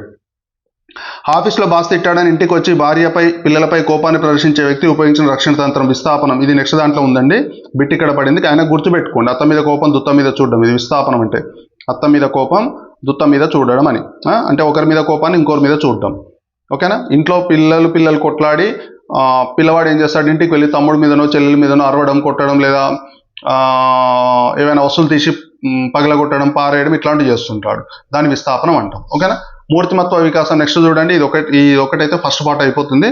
మూర్తిమత్వం అంటే పర్సనాలిటీ. ఇది పెర్సోనా అనే లాటిన్ పదం నుండి వచ్చింది. పర్సోనా అంటే అర్థమైంది, వ్యక్తి శారీరక, మానసిక, సాంఘిక, నైతిక లక్షణాల గతిశీల సంపూర్ణ రూపమే వికాసం. మూర్తిమత్వ వికాసం అన్నీ ఉంటాయండి ఇందులో. శారీరక, మానసిక, సాంఘిక, నైతిక అన్ని లక్షణాల సంపూర్ణం ఉంటుంది ఇక్కడ. ఓకేనా. మూర్తిమత్వాన్ని ప్రభావితం చేసే అంశాలు ఏమేమి ఉంటాయి అంటే అనువంశికత, భౌతిక ఆకృతి, కుటుంబం, వాతావరణం, పాఠశాల, సమాజం, సంస్కృతి, అన్ని రకాల అంశాలు మూర్తిమత్వాన్ని ప్రభావితం చేస్తాయి. ఇది ప్రభావితం చేసే అంశాలు అడుగుతాడండి ఎక్కువగా. ఒక బిట్టు పడుతుంది ఇందులో నుండి, ఒక బిట్టు పడుతుంది. చైల్డ్ కేరింగ్ ప్రాక్టీస్ ఏంటివి, పెంపక పద్ధతులు. ఇందులో నుండి మనకు ఒక బిట్టు పడుతుంది. ఇందులో నుండి కూడా ఏ పద్ధతిలో పిల్లలను పెంచితే ఏ రకంగా పిల్లలు తయారవుతారు అనేది. అధికారయుత పద్ధతి అంటే రూల్స్ ఎక్కువ ఉంటాయి, శిక్షలు ఉంటాయి, పిల్లల అభిప్రాయాలకు విలువ ఇవ్వరు. దీనివల్ల పిల్లలు ఏమవుతుంది, ఆత్మవిశ్వాసం దెబ్బతింటుంది, భయం పెరుగుతుంది, పిల్లలు అగ్రెసివ్గా తయారవుతారు. ఇది ఒకటి. నెక్స్ట్ ప్రజాస్వామ్య పద్ధతి. ఇక్కడ అత్యుత్తమమైన పద్ధతి ఇది. ప్రజాస్వామ్యం అంటే తెలుసు కదండి, పిల్లలకు నియమాలు ఉంటాయి, కానీ పిల్లల ప్రేమకు, స్వేచ్ఛకు కూడా ప్రాధాన్యతనిస్తారు. పిల్లలు స్వతంత్రంగా, బాధ్యతాయుతంగా పెరుగుతారు. పిల్లలు నలుగురిలో కలుస్తారు, కమ్యూనికేషన్ ఎక్కువగా ఉంటుంది. ఇక్కడ ఏంది, పాజిటివ్ దృక్పథం కలిగి ఉంటారు. నెక్స్ట్ అతిగా లాలించే పద్ధతి అంటే ఏంటంటే, అతిగా ప్రేమించే పద్ధతి. స్వేచ్ఛ ఎక్కువ ఉంటుంది, నియంత్రణ ఉండదు, పిల్లలు అగ్రెసివ్గా, క్రమశిక్షణ లేకుండా మొండిగా తయారవుతారు. ఇది డేంజరే. నిర్లక్ష్య పద్ధతి, ఇది ఇంకా డేంజర్. ఏం పట్టించుకోరు పిల్లలు, ఒంటరితనము. ఇప్పుడు మనకు సమాజంలో నేర ప్రవృత్తి కలిగిన పిల్లలందరూ కూడా ఇట్లాంటి పిల్లలే, నిర్లక్ష్య పద్ధతి కలిగిన పిల్లలే. నెక్స్ట్ ఇందులో నుండి ఒక బిట్ వస్తుందండి, సెల్ఫ్ కాన్సెప్ట్ అనేది. ఆత్మభావం నుండి ఒక బిట్ వస్తుంది. శారీరక, మానసిక సామర్థ్యాల గురించి తనకు ఉండే అవగాహన, అభిప్రాయం, ఇది ఆత్మభావన. నేను లెక్కలు బాగా చేయగలను, లేదా నేను దేనికి పనికిరాను వంటి భావన. అంటే నెగిటివ్ ఉండొచ్చు, పాజిటివ్ ఉండొచ్చు. మనం ఏ కాన్సెప్ట్ డెవలప్ చేయాలనేది ఆలోచించాలి అక్కడ. ఉపాధ్యాయుడు ఎల్లప్పుడూ పిల్లల్లో సానుకూల ఆత్మభావనను పెంపొందించాలి, పాజిటివ్ సెల్ఫ్ కాన్సెప్ట్ను డెవలప్ చేయాలి. ఓకేనా. నెక్స్ట్ సర్దుబాటు, రక్షణ తంత్రాలు. ఇందాక పైన అనుకున్నాం కదండి, అవన్నీ కూడా లాస్ట్. ఇది సర్దుబాట్లు అంటే తాత్కాలిక సర్దుబాట్లు, కానీ శాశ్వతంగా ప్రభావితం చూపిస్తాయి ఇవి. రక్షణ తంత్రాలు అంటే తెలుసు కదండి, సిగ్మండ్ ఫ్రాయిడ్, తన కూతురు అన్నా ఫ్రాయిడ్ ఇద్దరు కలిసి ఏర్పాటు చేసినటువంటి, అంటే గమనించి రాసినటువంటి ఇది రక్షక తంత్రాలు, డిఫెన్స్ మెకానిజం అంటాం. అంటే తీవ్రమైన మానసిక ఆందోళన, అపరాధ భావన నుండి తాత్కాలికంగా ఆత్మగౌరవాన్ని, అహాన్ని కాపాడుకోవడానికి అచేతనంగా ఉపయోగించే మానసిక తంత్రాలు ఇవి. కానీ ఇవి శాశ్వతంగా చాలా ప్రభావం చూపిస్తాయి. తాత్కాలికంగా రక్షణ తంత్రాలే, కానీ శాశ్వతంగా ప్రభావితం చూపిస్తాయి. ఒక్కొక్కటి చూడండి, చిన్న చిన్న ఉదాహరణలు ఇచ్చాను నేను, దాంతోపాటు సామెతలు కూడా ఇచ్చాను. ఈ మధ్య ఏం చేస్తున్నాడంటే 4 సామెతలు ఇచ్చి రక్షణ తంత్రాలను జతపరచమంటున్నాడు, లేదా 4 ఉదాహరణలు ఇచ్చి రక్షణ తంత్రాలు ఇచ్చి జతపరచమంటున్నాడు. ఆ రకంగా నేను సామెతలు ఇచ్చాను, ఉదాహరణలు ఇచ్చాను. అన్ని కూడా నేను పాఠశాల ఉదాహరణలో తీసుకున్నాను. చూడండి 1-2 సార్లు. ఈ రక్షణ తంత్రాలు కూడా ఒక వీడియో ఉంది, 10 నిమిషాల వీడియో, అది చూసినా సరిపోతుంది. ఇక్కడ కూడా చూడండి. హేతుకీకరణం అంటే నిజమైన కారణాన్ని దాచి తప్పును కప్పిపుచ్చుకోవడానికి సమాజం అంగీకరించే ఒక నకిలీ నెపం చెప్పడం, సాకు చెప్పడం. అందని ద్రాక్ష పుల్లనా, ఆయనకు అందదు కాబట్టి అది పుల్లది, అది వదిలేయాలి అనుకోవడం. పరీక్షలో తక్కువ మార్కులు తెచ్చుకున్న విద్యార్థి తాను సరిగా చదవలేదని ఒప్పుకోకుండా ఆ రోజు ఒంట్లో బాగాలేదు, క్వశ్చన్ పేపర్ అవుట్ అయింది, అవుట్ ఆఫ్ సిలబస్ ఇచ్చిండ్రు, టీచర్ సరిగ్గా దిద్దలేదు, ఇట్లాంటి సాకులు చెప్తాడనమాట. ప్రక్షేపణం, ప్రొజెక్షన్, లోపాన్ని కప్పిపుచ్చుకోకుండా అంటే ఇతరులపైకి నెట్టేయడాన్ని ఏమంటామంటే ప్రొజెక్షన్ అంటాం. దీనికి చూడండి, నేను ఎక్స్ప్లెయిన్ చేస్తాను. ఈ రెండింటికి తేడా అయింది. ఉదాహరణ చూడండి, క్లాస్లో పరీక్ష సరిగా రాయలేని విద్యార్థి బెంచ్ కదులుతోంది, పైగా నా పెన్ అసలు బాగాలేదు, అందుకే ఎగ్జామ్ పాడైంది, ఇట్లాంటివి. ఓకేనా. ప్రక్షేపణం అంటేనేమో, ప్రొజెక్షన్ అంటేనేమో ఇక్కడ చూడండి, వస్తువుల మీద వాటి మీద నెపాన్ని పెడతాడు. హేతుకీకరణం అంటేనేమో వ్యక్తుల మీద పెడతాడు. హేతుకీకరణం. ప్రక్షేపణం అంటే వస్తువుల మీద పెడతాడు, అది గుర్తుపెట్టుకోండి. విస్థాపనం అంటే ఒకరిపైన ఉన్న కోపాన్ని ఇంకొకరి మీద, అత్త మీద కోపం, దుత్త మీద, ఇందాక అనుకున్నాం కదా, పిల్లలిద్దరూ కొట్లాడుకొని ఆ కోపాన్ని ఇంట్లో వెళ్ళి తమ్ముడి మీద చూపడం, లేదా చిన్న క్లాస్ పిల్లల మీద చూపడం, ఇట్లాంటివి జరుగుతాయి అన్నమాట. విస్థాపనం అంటే డిస్ప్లేస్మెంట్. ఓకేనా. దమనం అంటే ఏంటంటే బలవంతంగా మర్చిపోవడం. దమనం అంటాం దీన్ని. ఓకేనా. అంటే ఏవైనా బాధాకర విషయాలు, అవమానాలని బలవంతంగా మర్చిపోవడాన్ని దమనం అంటాం. ప్రతిగమనం అంటే ఏంటంటే తిరోగమనం. ఇదేంది, ప్రస్తుత వయస్సు స్థాయికి కాకుండా చిన్నపిల్లాడిలాగా ప్రవర్తించడం ప్రతిగమనం. చిన్నపిల్లాడిలాగా అంటే ఉదాహరణకి 10వ తరగతి చదువుతున్న విద్యార్థి పరీక్షలో క్వశ్చన్ పేపర్ చూడగానే భయంతో చిన్నపిల్లవాడిలాగా వెక్కి ఏడవడం, వేలు చప్పరించడం, ఇట్లాంటివి అన్నమాట. పరిహారం అంటే కాంపెన్సేషన్. అంటే ఒక రంగంలో ఉన్న లోపాన్ని ఇంకో రంగంలో విజయం సాధించడం, దాని పరిహారం అంటాం. చదువులో వెనుకబడేవాడు ఆటల్లో మంచి ప్రతిభ చూపించడం. ఉదాత్తీకరణం, సబ్లిమేషన్ ఏంటంటే సామాజికంగా అంగీకరించని కొన్ని కోరికలు కానీ, కోపం కానీ, చెడును కానీ ఏం చేస్తాడు, ఇంకో రంగంలో ఇంకొక రకమైన ఒక గొప్ప పని మీద చూపిస్తాడు అనమాట. సమాజంపై తీవ్రమైన కోపం ఉన్నవాడు మంచి బాక్సర్ లేదా దేశాన్ని రక్షించే సైనికుడు అవ్వడం. ఈ సబ్లిమేషన్ అనేది, ఉదాత్తీకరణ అనేది ఏంటంటే పాజిటివ్ వేలని జరుగుతుంది. చాలా వరకు పాజిటివ్ వేలని చూసుకోవాలి మనం. ఓకేనా. పిల్లల్లో ఏ రకమైన బిహేవియరల్ ప్రాబ్లమ్స్ ఉంటాయి, ప్రవర్తన సమస్యలు ఉంటాయి. చూడండి ఇక్కడ పాఠశాల పిల్లలు కనిపించవు. ఇవి మనకు బిట్స్ ఇస్తాడు కాబట్టి ఇవి రాయడం జరిగింది. 1-2 సార్లు చూసుకోండి. ఓకేనా. గోళ్ళు కొరకడం, అబద్ధాలు చెప్పడం, క్లాస్ బంకులు కొట్టడం, తోటి పిల్లలను ర్యాగింగ్ చేయడం, ఏడిపించడం, ఇట్లాంటి పిల్లలకి ఏంటంటే మనం కౌన్సిలింగ్ ఇవ్వాలి. అంతేగాని కోప్పడము, కొట్టడము, తిట్టడము, కోప్పడము, అవమానించడము, పేరు పెట్టి అవమానించడం, ఇట్లాంటివన్నీ పిల్లల్లో ఒక రకమైన తీవ్రమైన నెగటివ్ థింకింగ్ తీసుకొస్తాయి. వీళ్ళకు కౌన్సిలింగ్ ఇవ్వడము, నిదానంగా చెప్పడము, సానుభూతితో మాట్లాడడము, పరిసరాల పైన, వ్యవస్థ పైన, సమాజం పైన, సందర్భం పైన అవగాహన కలిగించడమే వీళ్ళలో ఈ ప్రవర్తన సమస్యలో మనం మార్పులు తీసుకురాగలుగుతాం. అంతేకాని వీళ్ళు ఏ రకమైన పనులు చేస్తారో మనం కూడా అదే రకమైన పనులు, అంటే మనం వాళ్ళని తిట్టడం కానీ, వ్యంగ్యంగా మాట్లాడడం కానీ, పేర్లు పెట్టి అవమానించడం కానీ జరిగితే, అంటే పిల్లలు చేసేదానికి మనం చేసేదానికి తేడా ఏముంది? కాబట్టి సరైన కౌన్సిలింగ్ ఇస్తూ మనం ఏం చేయాలి, సానుభూతితో వాళ్ళు ప్రవర్తిస్తే నిదానంగా మార్పు అనేది నిదానంగా వస్తుంది. నెక్స్ట్ లాస్ట్ అండి, శిశు వికాస అధ్యయన పద్ధతులు. ఇది ఫస్ట్ పార్ట్లో లాస్ట్ ఉంది ఇది. ఓకేనా. వికాస అధ్యయన పద్ధతులు, ఇందులో నుండి మనకు ఎప్పుడు 1 లేదా 2 బిట్స్ కంపల్సరీ ఇందులో నుండి వస్తాయండి. అధ్యయన పద్ధతులు చూడండి. ఒకటి అంతఃపరీక్షణ పద్ధతి. అంటే పిల్లలని మనం ఏ రకంగా, పిల్లల వికాసాన్ని, పిల్లల అభివృద్ధిని మనం ఏ రకంగా అంచనా వేస్తాము, ఏ రకంగా పరీక్షిస్తాం అనేది, ఏ పద్ధతులు ఉన్నాయనేది. అంటే మీకు ఏం చేస్తాడంటే ఉదాహరణ ఇస్తాడు, ఇది ఏ పద్ధతి అంటాడు. ఒక చిన్న ఉదాహరణ ఇచ్చి ఇది ఏ పద్ధతి అంటాడు. కాబట్టి ఒకసారి చూద్దాం. ఇది అంతఃపరీక్షణ పద్ధతి. అంటే తన మనసులోకి పేరులో ఉందండి అంతఃపరీక్ష, ఎవరికి వారు చేసుకోవడం. ఇది పాతది, అత్యంత ప్రాచీనమైన పద్ధతి ఇది. కాకపోతే ఇందులో మైనస్లు ఉంటాయి, ప్లస్లు ఉంటాయి. తన మనసులో తొంగి చూసుకొని చెడును బయట పెట్టుకోకపోయి ఉండొచ్చు కదా పిల్లవాడు, నెగటివ్ బయటకు తీసుకురాడు. అంటే ఇది ఏమవుతుందంటే అసలైన అంశాలు బయటికి రాకపోవచ్చు ఒక్కొక్కసారి. పరిశీలన పద్ధతి, ఇది అబ్జర్వేషన్. అంటే విద్యార్థికి తెలియకుండా సహజ ప్రవర్తనను క్లాస్ రూమ్లో కానీ, మైదానంలో కానీ గమనించి రికార్డ్ చేయడం. ఇది నియంత్రిత, మళ్ళీ అనియంత్రిత, సహభాగస్వామ్య, ఇందులో రకాలు ఉంటాయి. ఓకేనా. నియంత్రిత అంటే ఒక నియంత్రిత వాతావరణం కల్పించి పరిశీలించడం. అనియంత్రిత అంటే ఏ రకమైన నియంత్రణ లేకుండా పరిశీలించడం. సహభాగస్వామ్యం అంటే మిగతా విద్యార్థుల చేత పరిశీలింపజేయడం. ఇదన్నమాట. నెక్స్ట్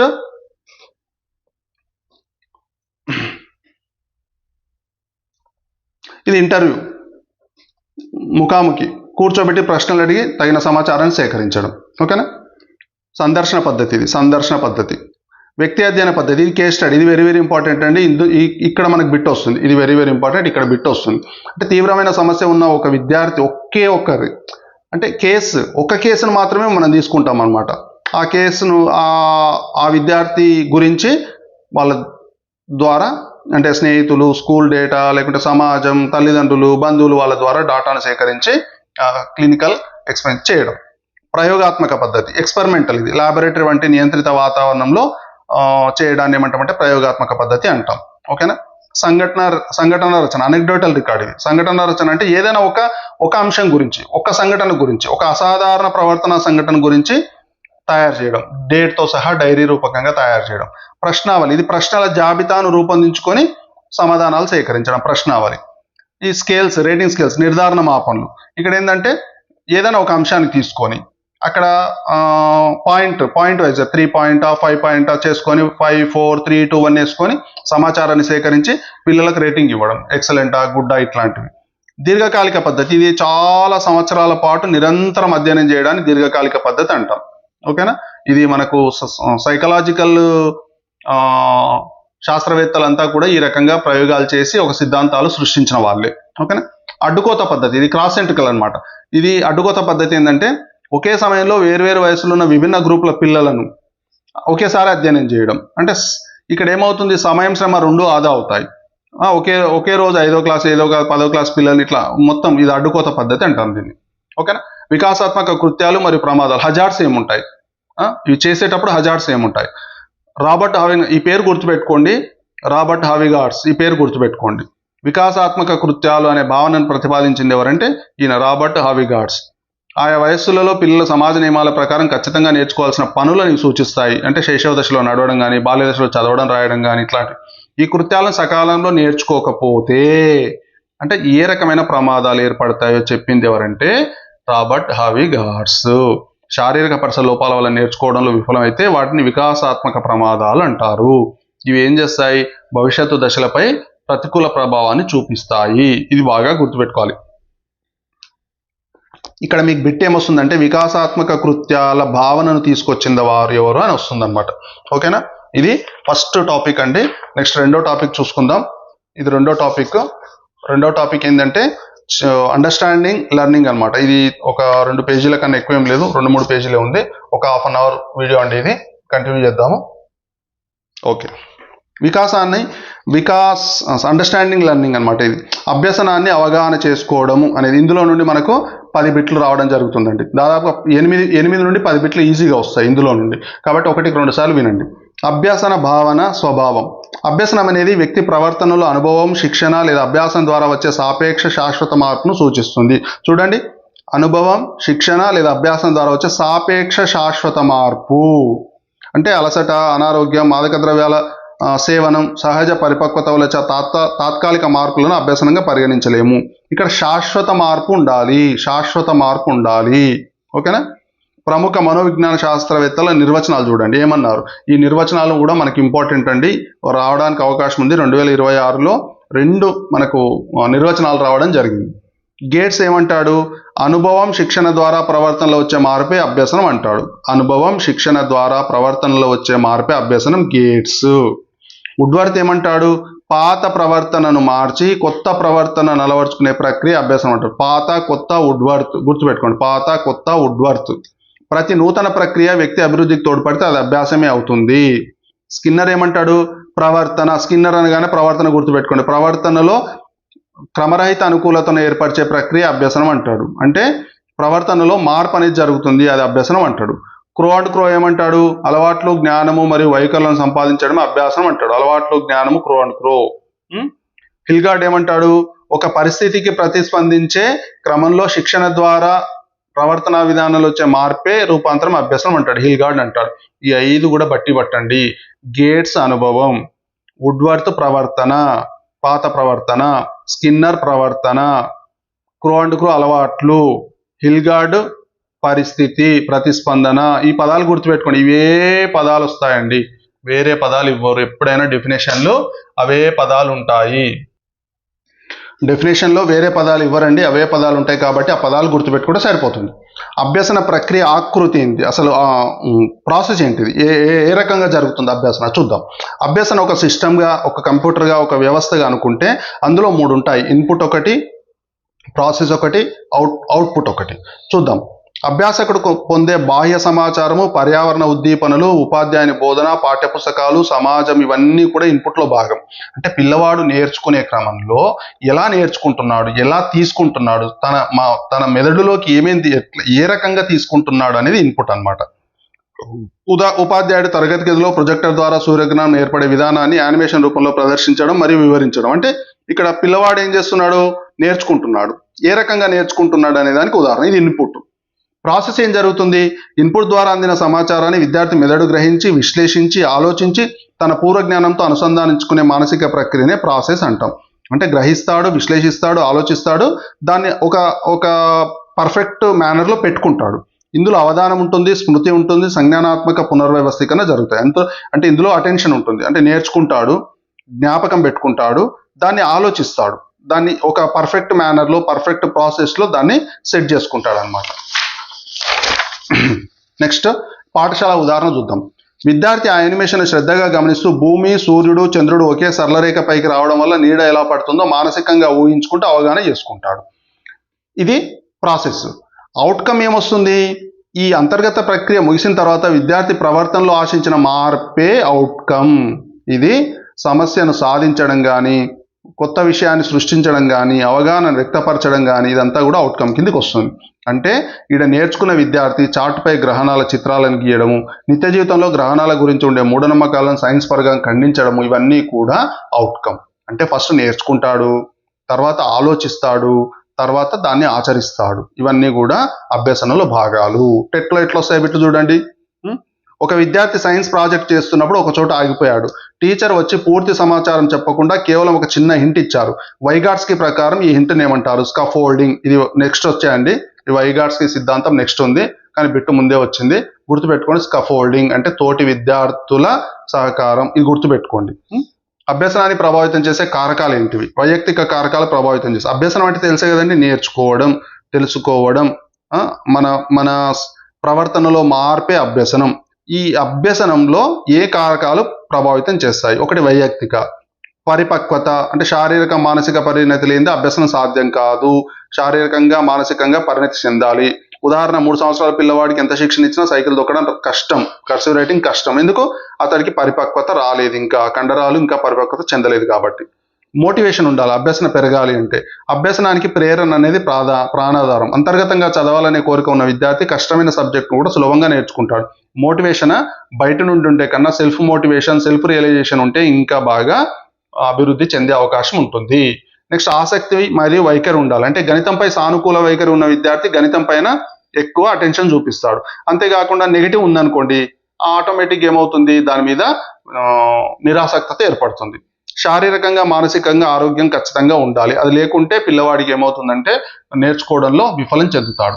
అంతేకాకుండా ఎన్విరాన్మెంటల్ ఫ్యాక్టర్స్ కూడా ఉంటాయి. భౌతిక వాతావరణం అంటే తరగతి గదిలో గాలి, వెలుతురు సరిగ్గా ఉండాలి, ట్రాఫిక్ ధ్వనులు లేకుండా ఉండాలి. ఇవన్నీ కూడా అభ్యసనం మీద ప్రభావితం చూపిస్తాయి. ఈ బిట్లు మీకు అడుగుతాడండి, అభ్యసనాన్ని ప్రభావితం చేసే కారకంలో కింది కానిది ఏది, అవును కింది ఏ మూడు సరైనవి లేదా ఏ 2 సరైనవి అని అడుగుతాడు అనమాట.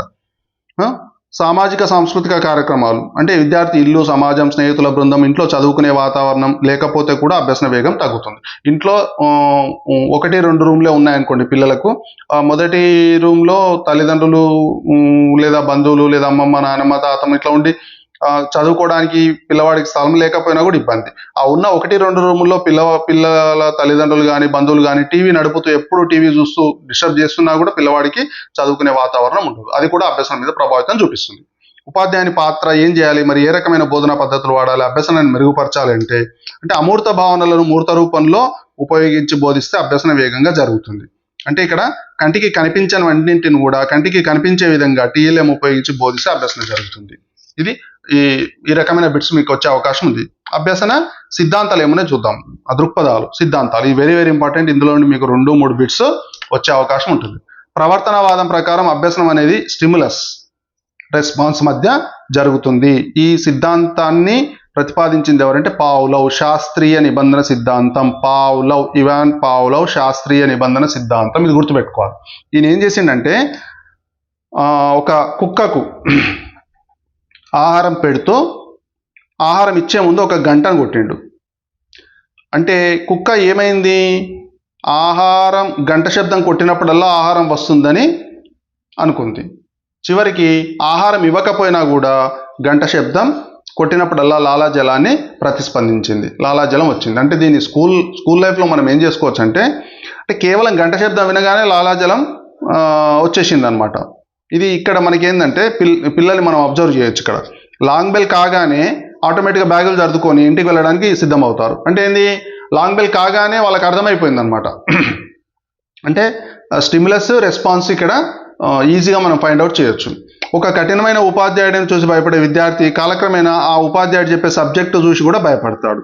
అంటే సామాన్యీకరణం చేసుకున్నాడు, ఇక్కడ సాధారణీకరణం చేసుకున్నమాట. ఇది పావ్లవ్ సిద్ధాంతం. నేను ఈ సిద్ధాంతాలన్నీ కూడా ఒక 10 నిమిషాల వీడియో చేశాను, అది చూసినా సరే, ఇక్కడ మీరు విన్నా సరే.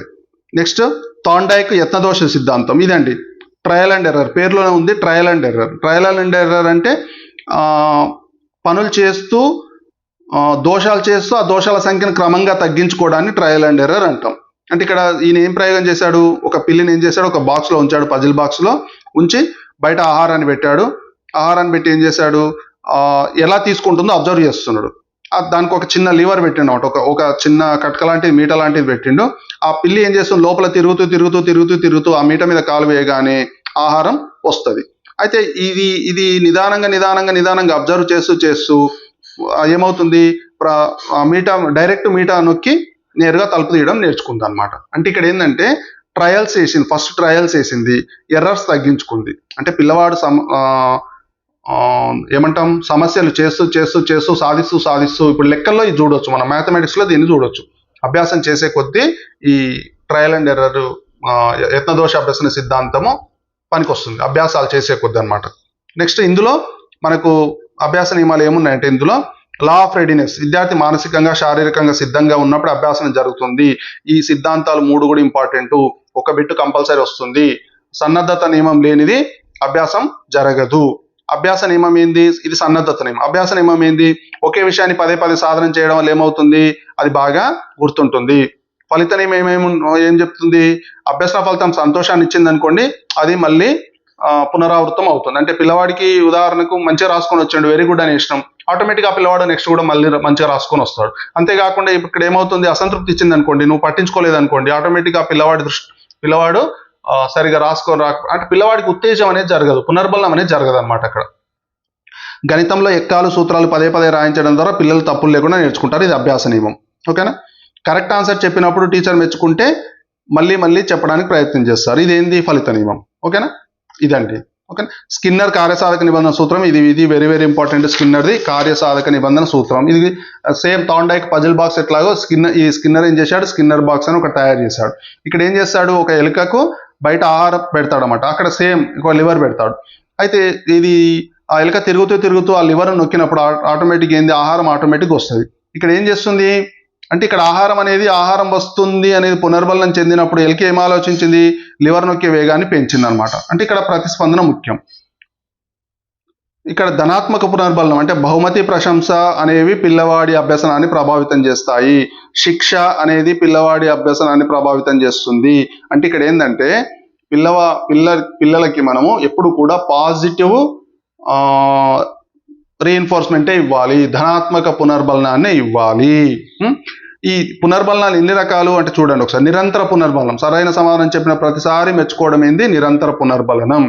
స్థిర కాల వ్యవధి అంటే ప్రతి శనివారం వీక్లీ టెస్ట్ పెట్టి చాక్లెట్ ఇవ్వడం. ఇవి అన్ని ఉదాహరణలు అండి. ఈ ఉదాహరణలు ఈ రకంగా మీకు ఇచ్చి ఇవి ఏంటి అని అడుగుతాడు అనమాట. కాబట్టి ఇవి ఒకసారి గుర్తుపెట్టుకోండి. అంటే వాళ్ళకు తెలిసిపోతుంది అనమాట, శనివారం వీక్లీ టెస్ట్ పెడితే చాక్లెట్ ఇస్తారు అనేది తెలిసిపోతుంది.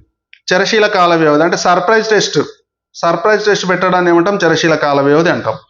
స్థిర నిష్పత్తి అంటే ప్రతి 5 ప్రశ్నలకు ఒక కరెక్ట్ ఆన్సర్ చెప్తే ఒక స్టార్ ఇవ్వడము, లేకుంటే ఒక చిన్న బహుమతి లాగా ఇవ్వడం ఇట్లా. చరరాశీల నిష్పత్తి అంటే అసలు గెస్ చేయలేడు అనమాట, ర్యాండమ్ ఇది. ఎన్నో ప్రశ్నకు బహుమతి వస్తుందో తెలియకపోవడం, ఇది లాటరీ లాగా. ఇది అత్యంత శక్తివంతమైనది. అంటే ప్రతిదీ నేర్చుకుంటారు ఇక్కడ. ఏ ప్రశ్నకు జవాబు చెబితే ఏ ప్రశ్నకు ఏ రకమైన సమాధానం ఏ రకమైన బహుమతి వస్తుందో తెలియదు కాబట్టి ప్రతి ప్రశ్నను ప్రతి అంశాన్ని నేర్చుకునేటటువంటిది ఇది very very important, very very important అనమాట. ఇక్కడ పాఠశాలకు ఏమైనా అనువర్తనం చేసుకోవచ్చు మనం. సిలబస్ను చిన్న చిన్న భాగాలుగా విభజించి విద్యార్థి స్వయం అభ్యాసం చేసుకునేలా కార్యక్రమయుత బోధన. ఇది గుర్తుపెట్టుకోవాలండి. ప్రోగ్రామ్డ్ లెర్నింగ్ అనేది స్టార్ట్ చేసింది ఎవరంటే స్కిన్నర్. కార్యక్రమయుత బోధన స్కిన్నర్. ఇది గుర్తుపెట్టుకోవాలి. ఓకేనా. నెక్స్ట్ నిర్మాణాత్మకవాద దృక్పథం ఏమున్నాయి చూద్దాం.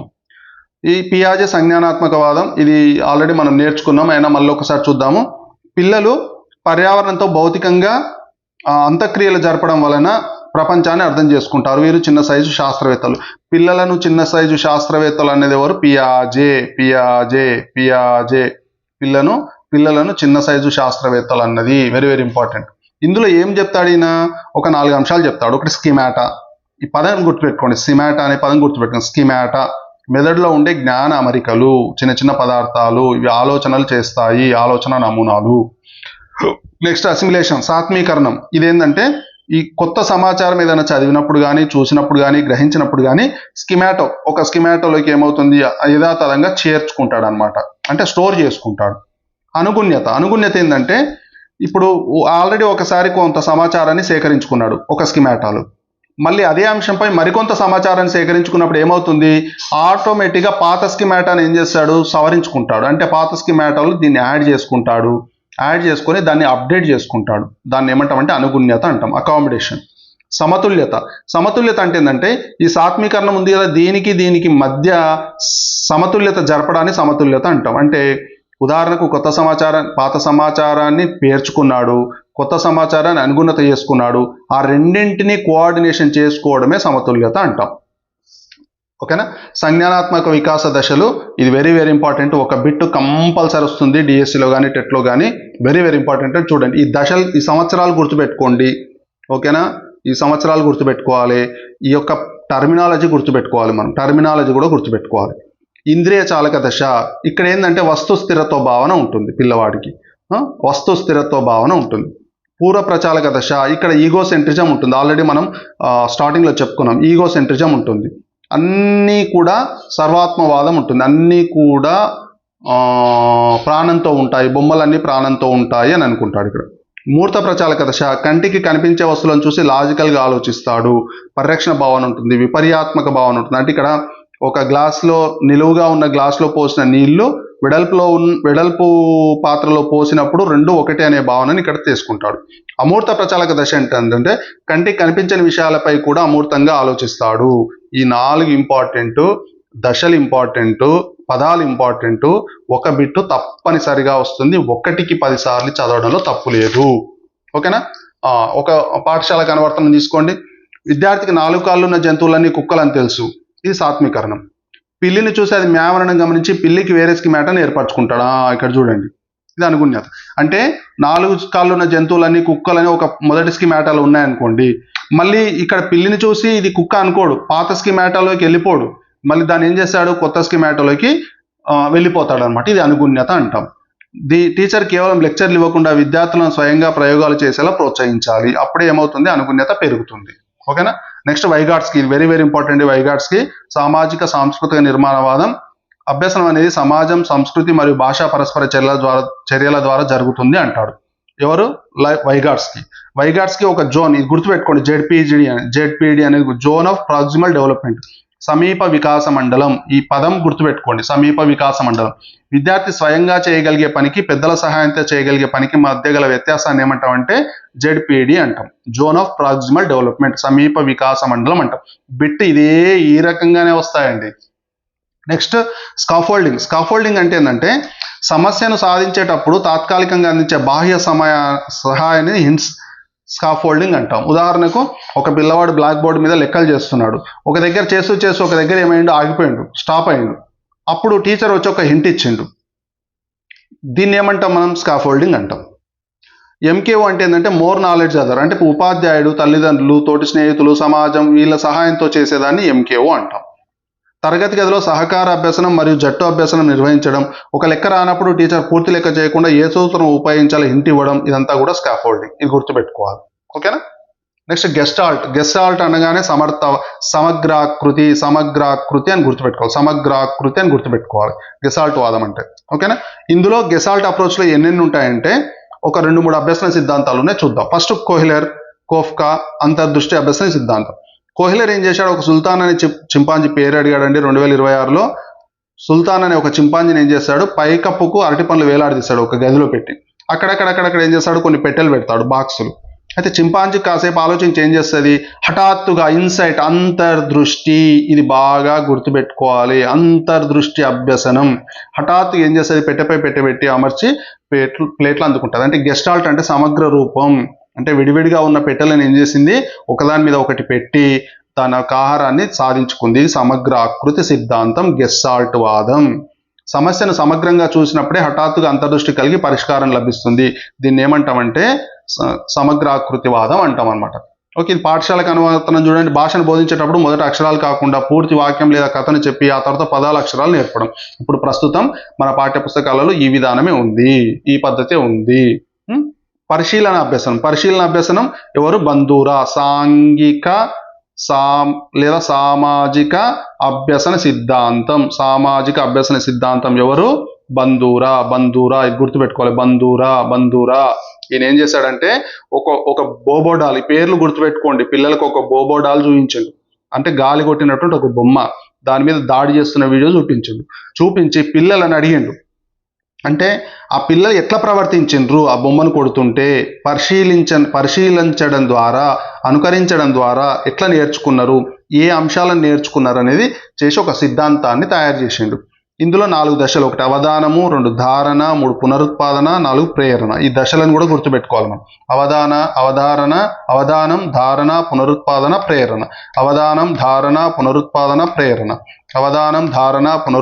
ప్రేరణ. ఇది గుర్తుపెట్టుకోవాలి. ఓకేనా.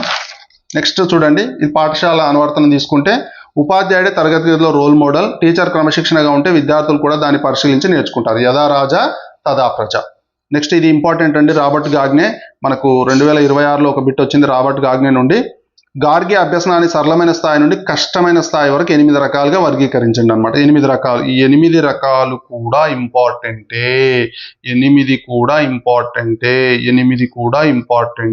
ఖచ్చితంగా ఇవి గుర్తు పెట్టుకోవాల్సిందే. ఇందులో నుండి ఒక బిట్ తప్పనిసరిగా వచ్చే అవకాశం ఉంటుంది, ఒక్క బిట్ వస్తుంది. ఫస్ట్ ఏంది, సంకేత అభ్యసనం. ఇది సేమ్ పావులో నిబంధన లాగా, అంటే బెల్ కొడితే క్లాస్ మారడం. ఇవన్నీ ఉదాహరణలు రాశాను చూడండి. అంటే ఒక బెల్ అయింది అనుకోండి, ఆటోమేటిక్గా సబ్జెక్ట్ టీచర్ మారడం, క్లాస్ మారడం. ఇది సంకేతం అనమాట. బెల్ కొట్టడం అనే సంకేతం. ఇంటర్వెల్ అయింది, లేదా లంచ్ అయింది, లేదా లాంగ్ బెల్ అయింది అనే సంకేతం. ఉద్దీపన ప్రతిస్పందన అభ్యాసం అంట. ఇది థార్న్డైక్ స్కిన్నర్ పద్ధతి. ఇవన్నీ కూడా ఈ స్టిమ్యులస్ రెస్పాన్స్ లాంటివి ఇవన్నీ కూడా. నెక్స్ట్ శృంఖలాకారణ, చైనింగ్ సిస్టమ్. ఇది అంటే పనులను వరుస క్రమంలో చేయడం, అంటే రాయడం కానీ ప్రయోగం చేయడం కానీ, ఇవన్నీ వరుస క్రమంలో. ఒక ప్రయోగంలో మొదటగా నీటితో ప్రయోగం, లేదా సజల ఆమ్లాలతో ప్రయోగం, నెక్స్ట్ కఠినామ్లాలతో ప్రయోగం చేయడం, ఇట్లా పనులను వరుస క్రమంలో చేయడాన్ని ఏమంటామంటే శృంఖలాకరణ అంటాం. శాబ్దిక సాహచర్య అభ్యాసం అంటే ఏంటంటే పదాలను గుర్తుంచుకోవడం, కవితలు చెప్పడం. శాబ్దిక వెర్బల్ అనమాట. విచక్షణ అభ్యసనం అంటే పోలికలను తేడాను గుర్తించడం, అంటే చతురస్రానికి తేడా తెలియజేయడం, పోలికలు తేడాలు తెలియజేయడం. భావనాభ్యసనం అంటే వస్తువుల లక్షణాన్ని బట్టి అర్థం చేసుకోవడం, అంటే పాలిచ్చే జంతువులు, పాలు ఇవ్వని జంతువులు, నెక్స్ట్ గర్భధారణ ద్వారా పిల్లల జంతువులు, గుడ్డు పెట్టే పక్షులు, జంతువులు, ఇట్లా ఈ రకంగా భావన కాన్సెప్ట్ ద్వారా అర్థం చేసుకోవడాన్ని ఇట్లా కాన్సెప్ట్ లెర్నింగ్ అంటాం. సూత్రాభ్యసనం అంటే సైన్స్ మ్యాథ్స్ సూత్రాలను అర్థం చేసుకోవడము, పద్యాలను నేర్చుకోవడము, ఇవన్నీ కూడా సూత్రాభ్యసనం కిందకి వస్తాయి. సమస్య పరిష్కార అభ్యసనం అంటే ఇది హైలైట్ అండి. ఇది ఇంపార్టెంట్ అండ్ హైలైట్ అనమాట. ఇది అత్యున్నత స్థాయి అభ్యసనం. సొంతంగా సమస్యను సాల్వ్ చేయడం. ఇది బాగా చేసిన పిల్లలు సమాజంలో నిత్య జీవితంలో తమ పనులు తాము చాలా క్లియర్గా మంచిగా చేసుకోగలుగుతారు. అభ్యసన రంగాలు, డైమెన్షన్స్ ఏంటి అభ్యసనంలో? 3 బ్లూమ్స్ టాక్సానమీ ప్రకారం 3 రకాల రంగాలు ఉంటాయి. ఇది వెరీ ఇంపార్టెంట్, వెరీ ఇంపార్టెంట్ అండి. స్టార్ మార్కులు పెట్టుకోండి, 4-5 స్టార్లు పెట్టుకోండి. Very important. Bloom's taxonomy. Bloom's, ఈ పేరు గుర్తుపెట్టుకోవాలి, బ్లూమ్స్ అనే పేరు. ఎన్ని రంగాలు? 3 రంగాలు. ఏంటి? ఒకటి సంజ్ఞానాత్మక రంగం, కాగ్నిటివ్ డొమైన్ అంటాం. ఇక్కడ సంజ్ఞ అంటే మేధ, జ్ఞానము, అవగాహన, విశ్లేషణ ఇవన్నీ కూడా సంజ్ఞానాత్మక రంగం కిందికి వస్తాయి. ఓకేనా? ఉదాహరణ చూడండి, విద్యార్థి కిరణజన్య సంయోగ క్రియ రసాయన సమీకరణాన్ని గుర్తుంచుకొని పరీక్షలో రాయడం. అంటే ఇది ఇది ఇది ఇక్కడ ఆలోచన అనేది తక్కువ ఉంటుంది, గుర్తు చేసుకోవడం ఎక్కువ ఉంటుంది అన్నమాట. అంటే విశ్లేషణ కూడా ఉంటుంది, కొంచెం తక్కువ స్థాయిలో ఉంటుంది అనమాట. ఓకేనా? భావావేశ రంగం అంటే వైఖరులు, ఆసక్తులు, విలువలు ఇవన్నీ కూడా ఉంటాయి. మొక్కల ప్రాధాన్యతను తెలుసుకున్న విద్యార్థి తన పుట్టినరోజున ఒక మొక్కను నాటడం. చూడండి, ఆచరిస్తున్నాడు ఇక్కడ. మానసిక చలనాత్మక రంగం అంటే ఏంటంటే శారీరక నైపుణ్యాలు, ఇవన్నీ కూడా. సైన్స్ ల్యాబ్లో మైక్రోస్కోప్ను సరిగ్గా అమర్చడం, ఆటల పీరియడ్లో ఫుట్బాల్ను కిక్ చేయడం, ఇవన్నీ కూడా మానసిక చలనాత్మక రంగాలు. మీకు ఏం చేస్తాడంటే బిట్ ఎట్లా అడుగుతాడంటే ఏదైనా ఒక ఉదాహరణ ఇచ్చి ఇది ఏ రంగానికి సంబంధించింది అని అడుగుతాడు. కాబట్టి ఈ వివరణ మీరు కరెక్ట్గా అర్థం చేసుకున్నారనుకోండి, ఈ ఉదాహరణలు కరెక్ట్గా అర్థం చేసుకున్నారనుకోండి, ఆటోమేటిక్గా మీకు ఇవన్నీ తెలుస్తాయి. సంజ్ఞానాత్మక అంటే మేధస్సుకు సంబంధించింది, భావావేశం అంటే ఉద్వేగాలకు సంబంధించి, మానసిక చలనాత్మక అంటే కంటికి, చేతికి, కాళ్ళకు, చేతులకు అంటే శారీరక నైపుణ్యాలకు సంబంధించింది. ఇది గుర్తుపెట్టుకోవాలి. ఓకేనా? నెక్స్ట్, ప్రేరణ మరియు అభ్యసనంలో దాని పాత్ర. ప్రేరణలో 2 రకాలు ఉంటాయండి. ప్రేరణలో అంతర్గత ప్రేరణ ఉంటుంది, అంటే తనకు తాను నేర్చుకోవాలనే కసితో నేర్చుకోవడము. ఉదాహరణ చూడండి, పరీక్షలో మార్కులతో సంబంధం లేకుండా సొంతంగా పుస్తకాలను వెతికి చదవడం, స్పేస్ సైన్స్ పుస్తకాలను వెతికి చదవడం. అంటే తన అంతర్గతంగా తాను ప్రేరణ పొంది నేర్చుకోవడం. బహిర్గత ప్రేరణ అంటే ఏంటంటే బహుమతులు, ర్యాంకులు పొందడానికి లేదా శిక్షల నుండి తప్పించుకోవడానికి చదవడం. క్లాస్లో ఫస్ట్ ర్యాంక్ వస్తే నాన్న కొనిచ్చే స్మార్ట్ వాచ్ కోసం రాత్రి పగలు చదవడం.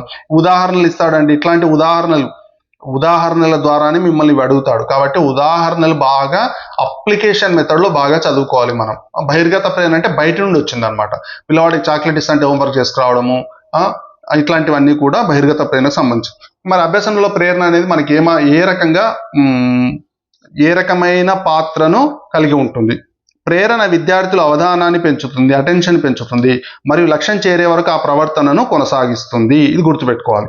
మాస్లో అనేవాడు అవసరాల సిద్ధాంతాన్ని ప్రతిపాదించాడు. ఇది గుర్తుపెట్టుకోవాలండి. మాస్లో అవసరాల సిద్ధాంతం, బందూరా సాంఘిక సిద్ధాంతం, పియాజే సంజ్ఞానాత్మక సిద్ధాంతం, స్కిన్నర్ కార్యసాధక నిబంధన సిద్ధాంతం, థాండైక్ యత్నదోష సిద్ధాంతం. ఈ పేర్లు గుర్తుపెట్టుకోవాలి. మాస్లో అవసరాల సిద్ధాంతం. విద్యార్థి కనీస అవసరాలు తీరినప్పుడే అతను అభ్యాసం వైపు ప్రేరణ పొందుతాడు. పాఠశాలలో మధ్యాహ్న భోజనం దీనికి ఉత్తమ ఉదాహరణ. ఇది గుర్తుపెట్టుకోవాలి. మన పాఠశాలలో మధ్యాహ్న భోజనము ఈ రకమైన సిద్ధాంతానికి ఉదాహరణ. అంటే మాస్లో అవసరాల సిద్ధాంతానికి ఉదాహరణ. ఎట్లా అడుగుతాడు చూడండి ఒకసారి.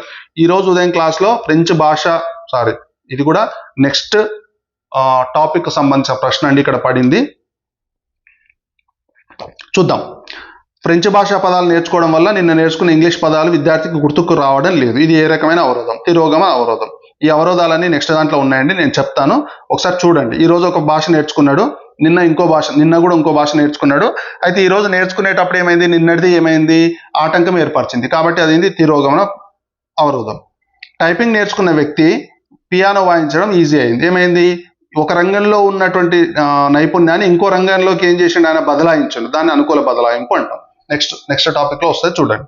మెమరీ, స్మృతి అంటే ఏంటంటే గతంలో నేర్చుకున్న విషయాన్ని మెదడులో భద్రపరచుకొని అవసరమైనప్పుడు తిరిగి గుర్తుకు తెచ్చుకోవడమే స్మృతి అంటే గుర్తుంచుకోవడం, జ్ఞాపకం పెట్టుకోవడం. స్మృతిలో రకాలు.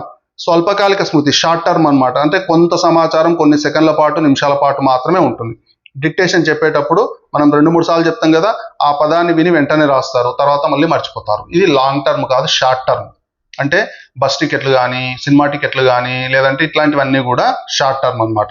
దీర్ఘకాలిక స్మృతి అంటే ఖచ్చితంగా ఇది లైఫ్ లాంగ్ గుర్తుంటుంది, జీవితాంతం గుర్తుంటుంది. గుణకారాల టేబుల్స్ కానీ, చిన్నప్పుడు నేర్చుకున్న పద్యాలు కానీ, లేదా గణితంలో నేర్చుకునే సూత్రాలు కానీ, ఇవన్నీ కూడా లైఫ్ లాంగ్ టర్మ్ మెమరీ అన్నమాట. విస్మృతి అంటే ఫర్గెటింగ్, మర్చిపోవడం. ధారణలో ఉంచబడిన సమాచారాన్ని అవసరమైనప్పుడు పునఃస్మరణ చేయలేకపోవడం, మర్చిపోవడాన్ని ఏమంటామంటే విస్మృతి అంటాం. ఎబ్బింగాస్ గుర్తుపెట్టుకోవాలి. విస్మృతి అనగానే మీకు ఎబ్బింగాస్ పేరు గుర్తుకు రావాలి. విస్మృతి వక్రరేఖ ప్రకారం నేర్చుకున్న మొదటి కొన్ని గంటల్లోనే విస్మృతి రేటు చాలా వేగంగా ఉంటుంది. అంటే విస్మృతి తగ్గాలంటే ఏం చేయాలి? ఒకటి నేర్చుకున్న తర్వాత 2వ రోజు మళ్ళీ చదవాలి, మళ్ళీ 5వ రోజు కానీ 7వ రోజు కానీ చదవాలి, మళ్ళీ 15వ రోజు కానీ 20వ రోజు కానీ చదవాలి, మళ్ళీ నెల రోజులు చదవాలి. ఇట్లా అంటే పలకరిస్తుంటే ఇది గుర్తుంటుంది. చూడండి, రోజు పలకరించకపోతే మన ప్రాణ స్నేహితుడు కూడా మర్చిపోయే అవకాశం ఉంటుంది. అలాంటిది సబ్జెక్ట్ మనకి ఏమీ కానిది మనం ఏం చేయాలి, మధ్య మధ్యలో పలకరిస్తుండాలి. దాన్ని పలకరిస్తుంటేనే గుర్తుంటుంది. విస్మృతికి ప్రధాన కారణాలు ఏంటివి?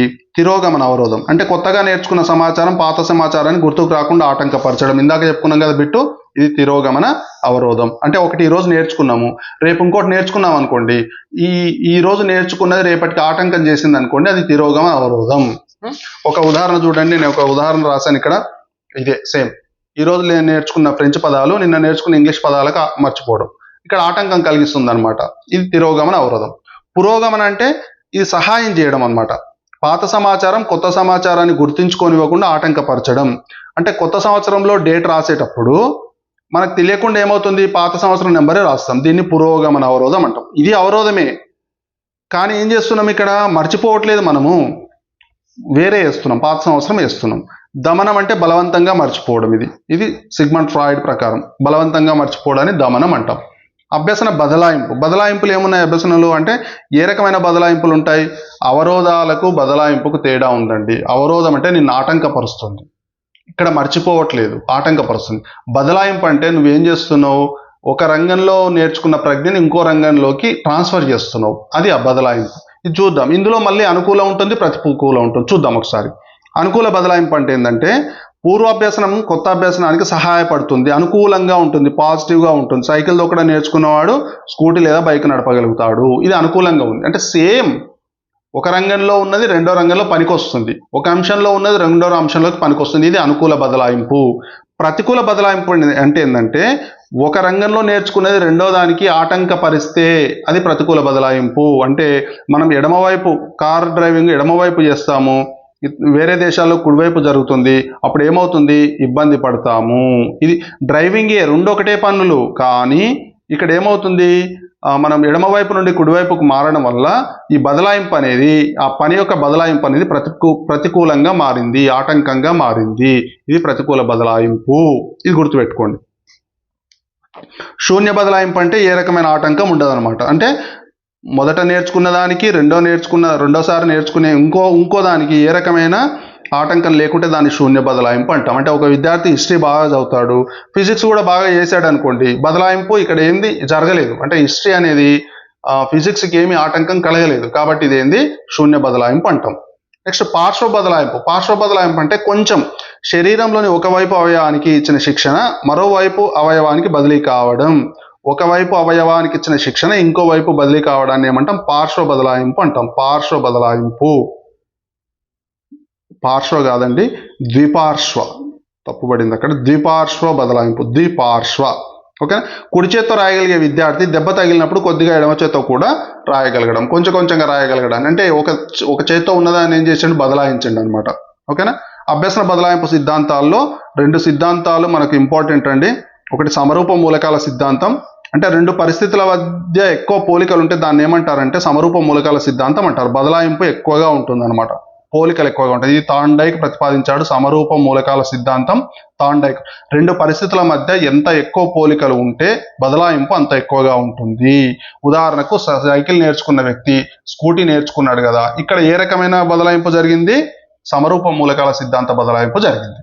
నెక్స్ట్ సాధారణీకరణ సిద్ధాంతము అంటే ఏంటంటే, ఇది చార్లెస్ జెడ్ సాధారణీకరణ సిద్ధాంతాన్ని ప్రతిపాదించండు.